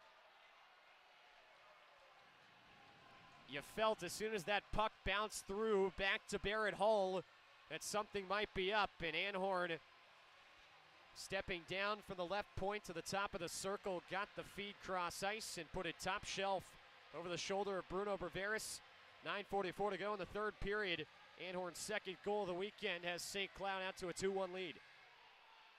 Yeah, for a guy that's leading his team in assists, he loves scoring goals against the Redhawks. Just nobody there to get their stick in the lane, and Anhorn is wide open at the top of the far circle. Just a frustrating goal. I mean, we saw yesterday too, Anhorn's goal was just a result of a defensive breakdown, 2 guys chasing him around, and it kind of ruins the momentum that Miami had at that point, and it ruins the momentum they had at this point too. Let's see if they can build that back. Behind the Miami net, this is Drasner. Forward for Taransky. Hit off his stick, but is taken by the Huskies. Werner Miettinen's cross-ice pass intercepted by Taransky. Now Miami looking to stretch it ahead. Daskis had a step, but the pass was broken up halfway through by Zach Okabe. Daskis again making his way through. He's 1 on 3, and the numbers win as the Huskies will steal it back from him at their defensive blue line. Pass up the near wall for Okabe, missed him, and will go down for icing on St. Cloud with 9:02 to go in the third period. Huskies have just taken a 2-1 lead, and Miami has Clement and Moulton out there with Morrison, Baser, and Messenberg. And we talked about it earlier in this broadcast. Defensive zone turnovers and not being able to clear the puck out it almost cost Miami goals earlier in this game, and right there, it just did. Spencer Cox wasn't able to get the puck out, and St. Cloud State took advantage. Puck is lofted in. It's batted out of the air by Clement with the hand. He touches it, so no hand pass, and now Messenberg will grab it from there and dump it into the Husky zone. 2-on-2 forecheck behind the St. Cloud net. Puck is poked free for Moulton, who gives up left point for Baser. Baser holds, gives a cross for Clement, couldn't hit him in stride. Clement now down the right side, shoots, save made. Back behind the net it goes to Morrison. He'll lift it up to the left point for Moulton, and he'll just have to flutter this off the end boards. It's tipped in front by Messenberg, but directed right back to the end wall by the Huskies. Piard in the corner, directs in behind for Mason Salquist, and now he's got plenty of space to work on the far side of the ice. And RedHawks go for a full 5-man change as the pressure alleviates. It's being held behind the Husky net right now by Jack Peer. Lutke down the right wing. Up ahead for O'Coin, and would have been icing. Bruno Braveris, I think, thought it was tipped, so he went out to go get it. That would have been called had he not come out of his net. But now St. Cloud's got the RedHawks pushed back in their own end. It is lifted out past center. Sullivan trying to race after it for a breakaway, but Lutke gets there first and will send it up the near side. Pass is intercepted, looking for Riemann there as Cox got in the way, and it ends up in the seats. 7:40 to go, third period, with St. Cloud leading 2-1, and we'll have a neutral zone face-off on the near side of the ice. This is kind of the part of the game where, St. Cloud's already taken the lead again. Now you're kind of just going back and forth. Doesn't seem like either team's going to take an advantage of the momentum swing, so let's see. It's important now as Vitalins is really upsetting the Mietinen brothers and Barrett Hall, but just got to take advantage of this kind of back and forth phase right now, because you gave up the momentum, but St. Cloud hasn't really taken advantage of it. Fluttered shot in from Ewart is saved by Braveris from the left point. Miami will slap this one out, and Ewart is back with it and will skate it down the left side before firing it. Braveris stops it behind the RedHawk net and pushes for Ryquist down the far side. Pass through the middle, finds Vitalins. He goes further for Barbolini, throws it into the Husky bench. Might have rolled up on edge on him as Waldron was breaking down that right side, and he tried to hit him with a pass. It would have needed to be a saucer pass. There were a couple sticks in that lane, but just lifted it about shoulder high up into the St. Cloud bench. Face-off will be at center ice with 7:09 to go in the third period. The Huskies up a goal, out shooting Miami 34-19. Coach Bergeron putting out this third line. They've been really good tonight. It's Dukovac, Daskis, and Taransky. Face-off win for Miami, and Dukovac will push it in deep. Piart down the far side. Clement holds the zone, but the Huskies work it east-west, and now a pass in behind, stretching the ice, looking for Ingram. He had multiple steps, but the pass too far out in front of him. He does beat out the icing, and now the RedHawks, off a combo effort, will steal the puck away. Dukovac, though, with some trouble, gets it up ahead for Taransky. Taransky past the middle of the ice for Daskis. Between his wickets, he can't control. It's Gross down the left wing, hit by Dukovac for Miami. Cox reverses ice for Middleton in the near corner of the RedHawk defensive zone. Now right back where it came from for Spencer Cox. His pass up ahead for Dukovac, who got crunched right as he touched that puck, and the Huskies have it once more as the RedHawks go for changes. 6:10 to go, third period. Huskies by one. Okabe nearly took the ref's head off with a dump-in attempt that comes hard off the glass and nearly out in front, but RedHawks will direct it away. Left point, it's Anhorn, the go-ahead goal scorer. Down low, Okabe up high. What a beautiful save by Salquist, and Braveris couldn't hold on to the puck. We got a whistle. That might be the best save I've ever seen from Bruno Braveris. Huskies worked it from Anhorn on the point, down low for Okabe. He took one step behind the net outward and played it in front for Salquist. That hit 3 sticks within about 2 seconds. And Braveris came way out of his net up to the top of the blue paint to make the stop. Just got a little bit with the glove. Was able to keep it out. Unbelievable sprawling save up there. Salquist was low in the slot too, really close to the crease. Yeah, he was inside the bottom hash. 5:55 to go in the third period, and there's a timeout on the ice with the Huskies leading 2-1. So once again for Miami, they'll have a bye week coming up next week. And that last impression you have headed into a week where you really get a lot of time to think about yourself and your team, that's very, very big. You never want to lose that last game before the bye, because that's what sticks in your mind for the next couple of weeks before the next game, which for Miami just happens to come in a place that's been a house of horrors for them since joining the NCHC and having to go to Denver to take on the Pioneers. And David Carl's group that are just as good as they are every other year and will compete for another national title this season. They've got 9 on the resume already.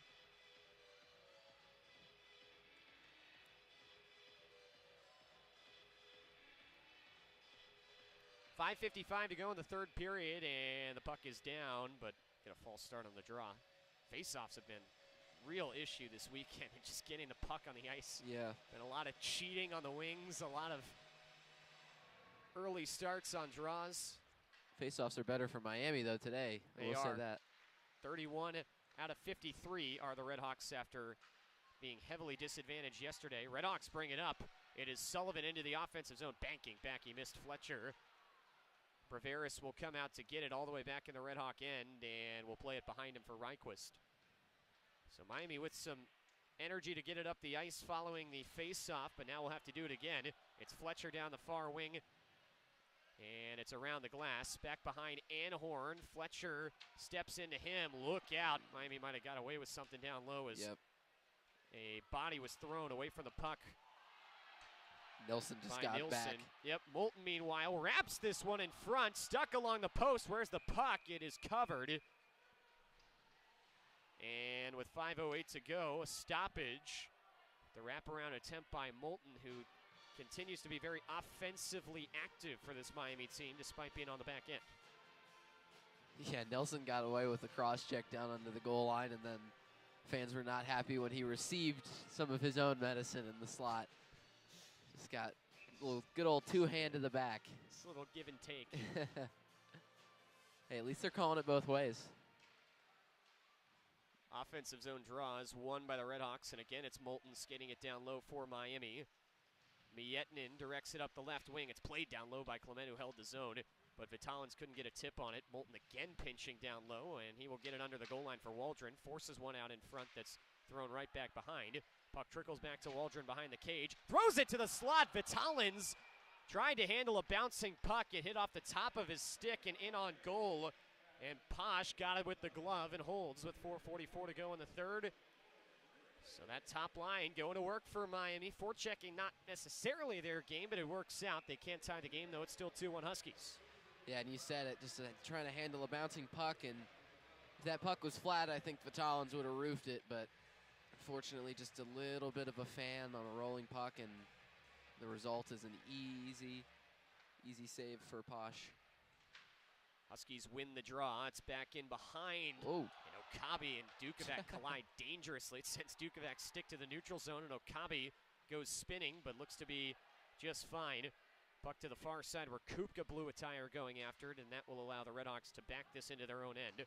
Pass up ahead for Dukovac. He wards off one defender, but couldn't play it forward cleanly for Daskis, and the Huskies will steal it and clear it into the Miami zone as they finish up a change.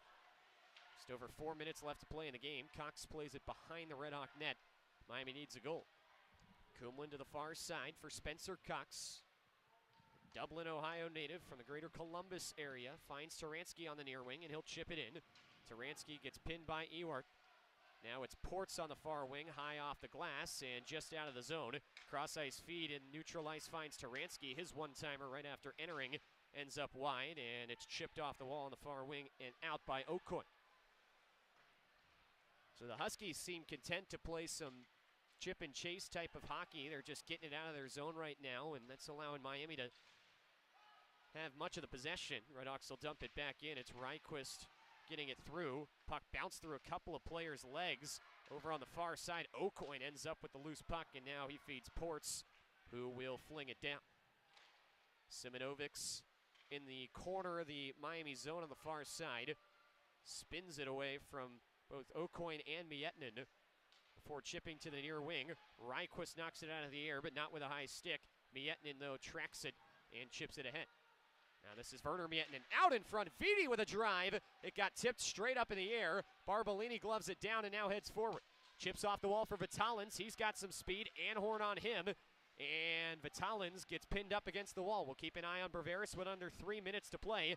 A misplay by John Waldron at the blue line gives the Huskies the chance to clear. Now Waldron down the right side. Gets it past one. Banks it off the near wall and out of the zone. 2:32 left to play. With the Redhawks down one, Bruno Berveris is still in the Miami net as the Redhawks don't have it in the zone yet. Barbolini gets stopped just short of the blue, and the puck is stuck along the near wall. Pops free for Vitalins, who will have to chase it back into his own zone, and now he'll circle the net with Kupka going after it.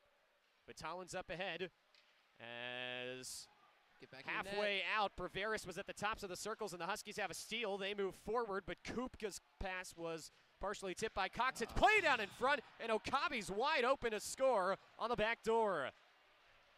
Redhawks were just too focused on trying to get it out of their zone there and did not cover the defensive side of the puck at all. And Okabe puts it into the back of the net and might have put the knife in there, as that makes it 3-1 with 1:59 to play. What a frustrating sequence right there. It just felt like everybody was kind of waiting on a decision to be made on whether Berveris was going to come out of the net or not, and then Vitalins isn't able to get the puck in low. It's stopped pretty close to the blue line, and St. Cloud comes the other way and is just able to score to the empty net. Cox will play it back in. Off the ice goes Berveris. Still 2 minutes left to play with the Redhawks down two as Miami's dumped it into the zone. It's played high off the glass and down by the Huskies. Kumlin will get to this before it hits the goal line. Redhawks down 3-1 after the goal by Okabe. Assist to Kyler Kupka. Taransky through the traffic, enters the zone on the left wing, gets stripped to the puck, but Lutke can't clear. Now it's Anhorn on the far side. He'll play it high in the air and into the netting cleanly with no tip. That's a penalty in the NHL. It is not in college. Instead, an offensive zone draw for the Redhawks with 1:24 to go, and presumably we'll get a timeout here from Chris Bergeron. So he's waving his guys to change. It's an awkward sequence. Miami had 5 guys on the ice pretty late in the line change procedure. Chris Bergeron sends on a new 5, and it is the top line with Simonovics and Ryquist. Berveris is out of his net. And Sullivan is the extra skater. Berveris, as Jeff mentioned, will stay off. 1:24 to go, and the Redhawks don't call timeout. Puck is down. Face-off won by the Huskies, and Mietnin throws it out of the rink again. Another glass and out intention that ended up into the 10th row. Watching this replay and now Chris Bergeron will call the timeout. Watching this replay of the St. Cloud's third goal, just not the effort you want to see from Matt Barbolini on the back check. He was the closest forward. Both of Miami's defensemen were kind of tangled up with the two St. Cloud forwards that were in the offensive zone with the puck. Barbolini just kind of coasting around in the defensive zone, completely lost Okabe in the mix, and just he was wide open for a reason. It's got to be better than that. Just got to be more aware. You're down a goal, and you're not out of this game, and I mean, you can't be floating around in the defensive zone coming back on the back check. That just can't happen. Those are little details like that make the biggest difference in games like this, and the scoreboard says it. So a minute 18 remains in the third period with Miami down 3-1 to St. Cloud. RedHawks have the goalie out and have called their timeout and are chatting it over on the bench. Assistant coach Barry Schuette's got the whiteboard out. He is the face-off play guy, and so Miami will send out that same six that they went into the timeout with. It looks like, check that, there is a change as Albin Nielsen is out there. He takes John Waldron's spot. And also Fletcher's going to be out there as well for the RedHawks instead of Simonovics. So the back two defensemen are Vitalins and Kumlin. As the faceoff is pushed near the goal area, and the Huskies will grab it and get it off the top 6 inches of the glass and down the ice. Simonovics, check that, Vitalins skating back into his own zone with 1 minute and 5 seconds left to play. Plays it on the near side. Fletcher back to the far wing for Kumlin. His dump in feed off the official at the blue line. Fletcher plays it across, bouncing puck, but Vitalins off the crossbar. Held in by Nielsen. He'll shovel it back through. That puck was on edge, and that was a rocket from Vitalins. Wow. Now behind the Husky net, it is cleared down the ice, and Kumlin will have to get to this as the icing gets waved, and he touches it before the goal line. Now pass up the near side. Icing is waved as the RedHawks got a tip on it. Miami forces a turnover at the offensive blue. It is Nielsen pushing it into the far corner. Piart throws it up the wall. Held in by Kumlin. His wrister on, gets blocked in front. Vitalins the follow. Fletcher with a one-timer. That got knocked through. And now a high stick as Vitalins will not touch it up. They wave it off, but the RedHawks play it back in with under 20 seconds left to play. And that'll do it on the weekend as St. Cloud can bleed the rest of this timeout. Werner Miettinen pins it up against the wall.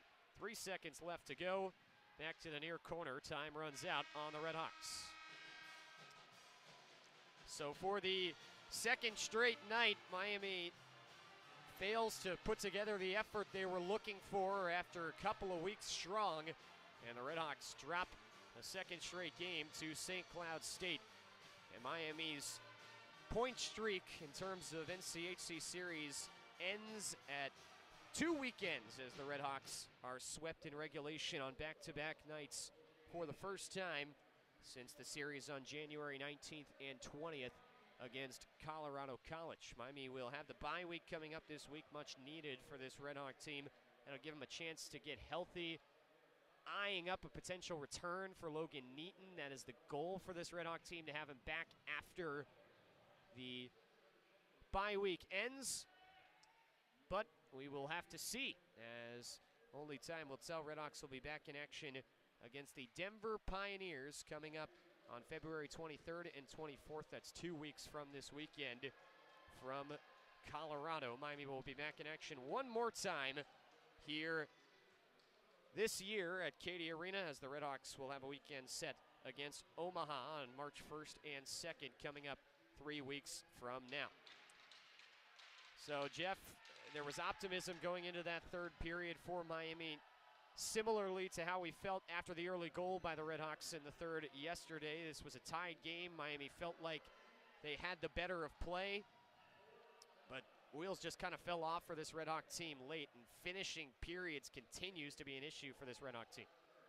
Yeah, and there's stuff to be positive about, like you said, optimistic about. There was, just in terms of like the little things that the RedHawks were doing in that second period were exactly what you'd like to see, but the consistency just isn't there, and you give up a goal to Dylan Anhorn, and after that it feels like it's done, and it's not supposed to. I think that's part of the frustrating, issues with this team, is there are times when they're still in games and it feels like they're not at all, and that's kind of been the tale of the season, let alone the tale of them going up against NCHC opponents. And we know that this conference is phenomenal in its own right, but you want to feel like you're still in games when you're down a goal, or you're still able to come back and win games when you're down a goal. And as of right now, it doesn't really feel like that. It feels like it's a lot of dejected players right now, a lot of mentally tired players, which is why I think that the bye week's going to be good for them, just be able to rest up and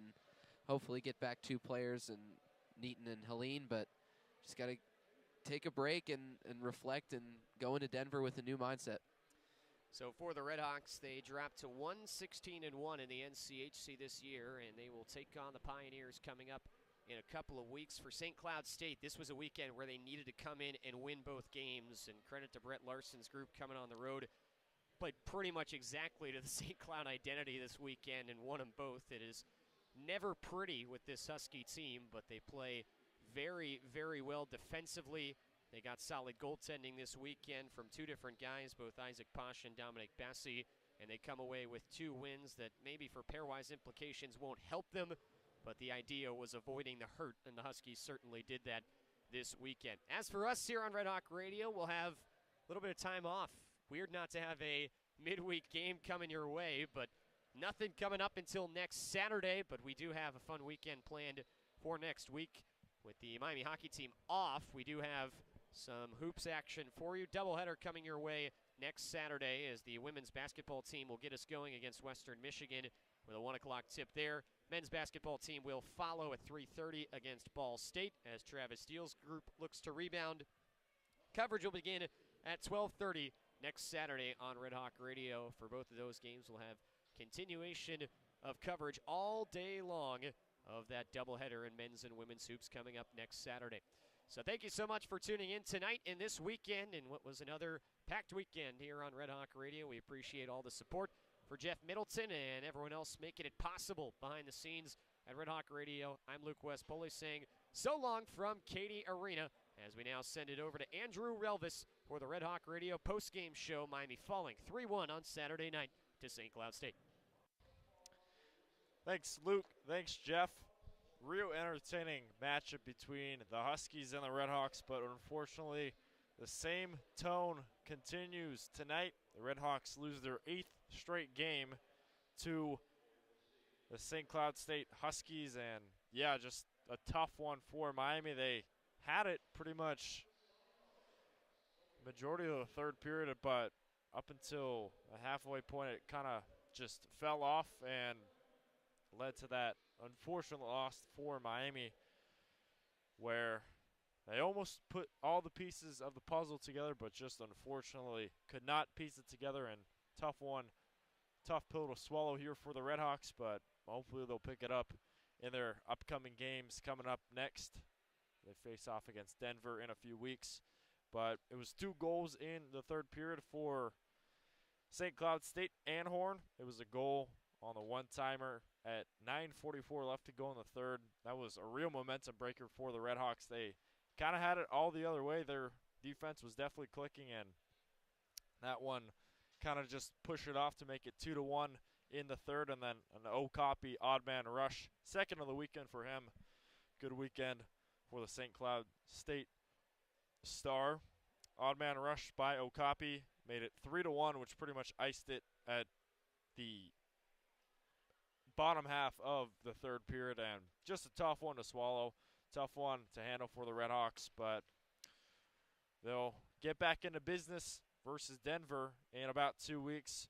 Give you the stat breakdowns so far in terms of goals. It was Anhorn, Okabe, and Ingram, all with goals for St. Cloud State. In terms of assists leading the day, Kupka for St. Cloud State. Kyler Kupka played phenomenal. In terms of points, Kupka as well, the leading point player for St. Cloud State. Okapi also had the most shots on the night with 8 for St. Cloud State.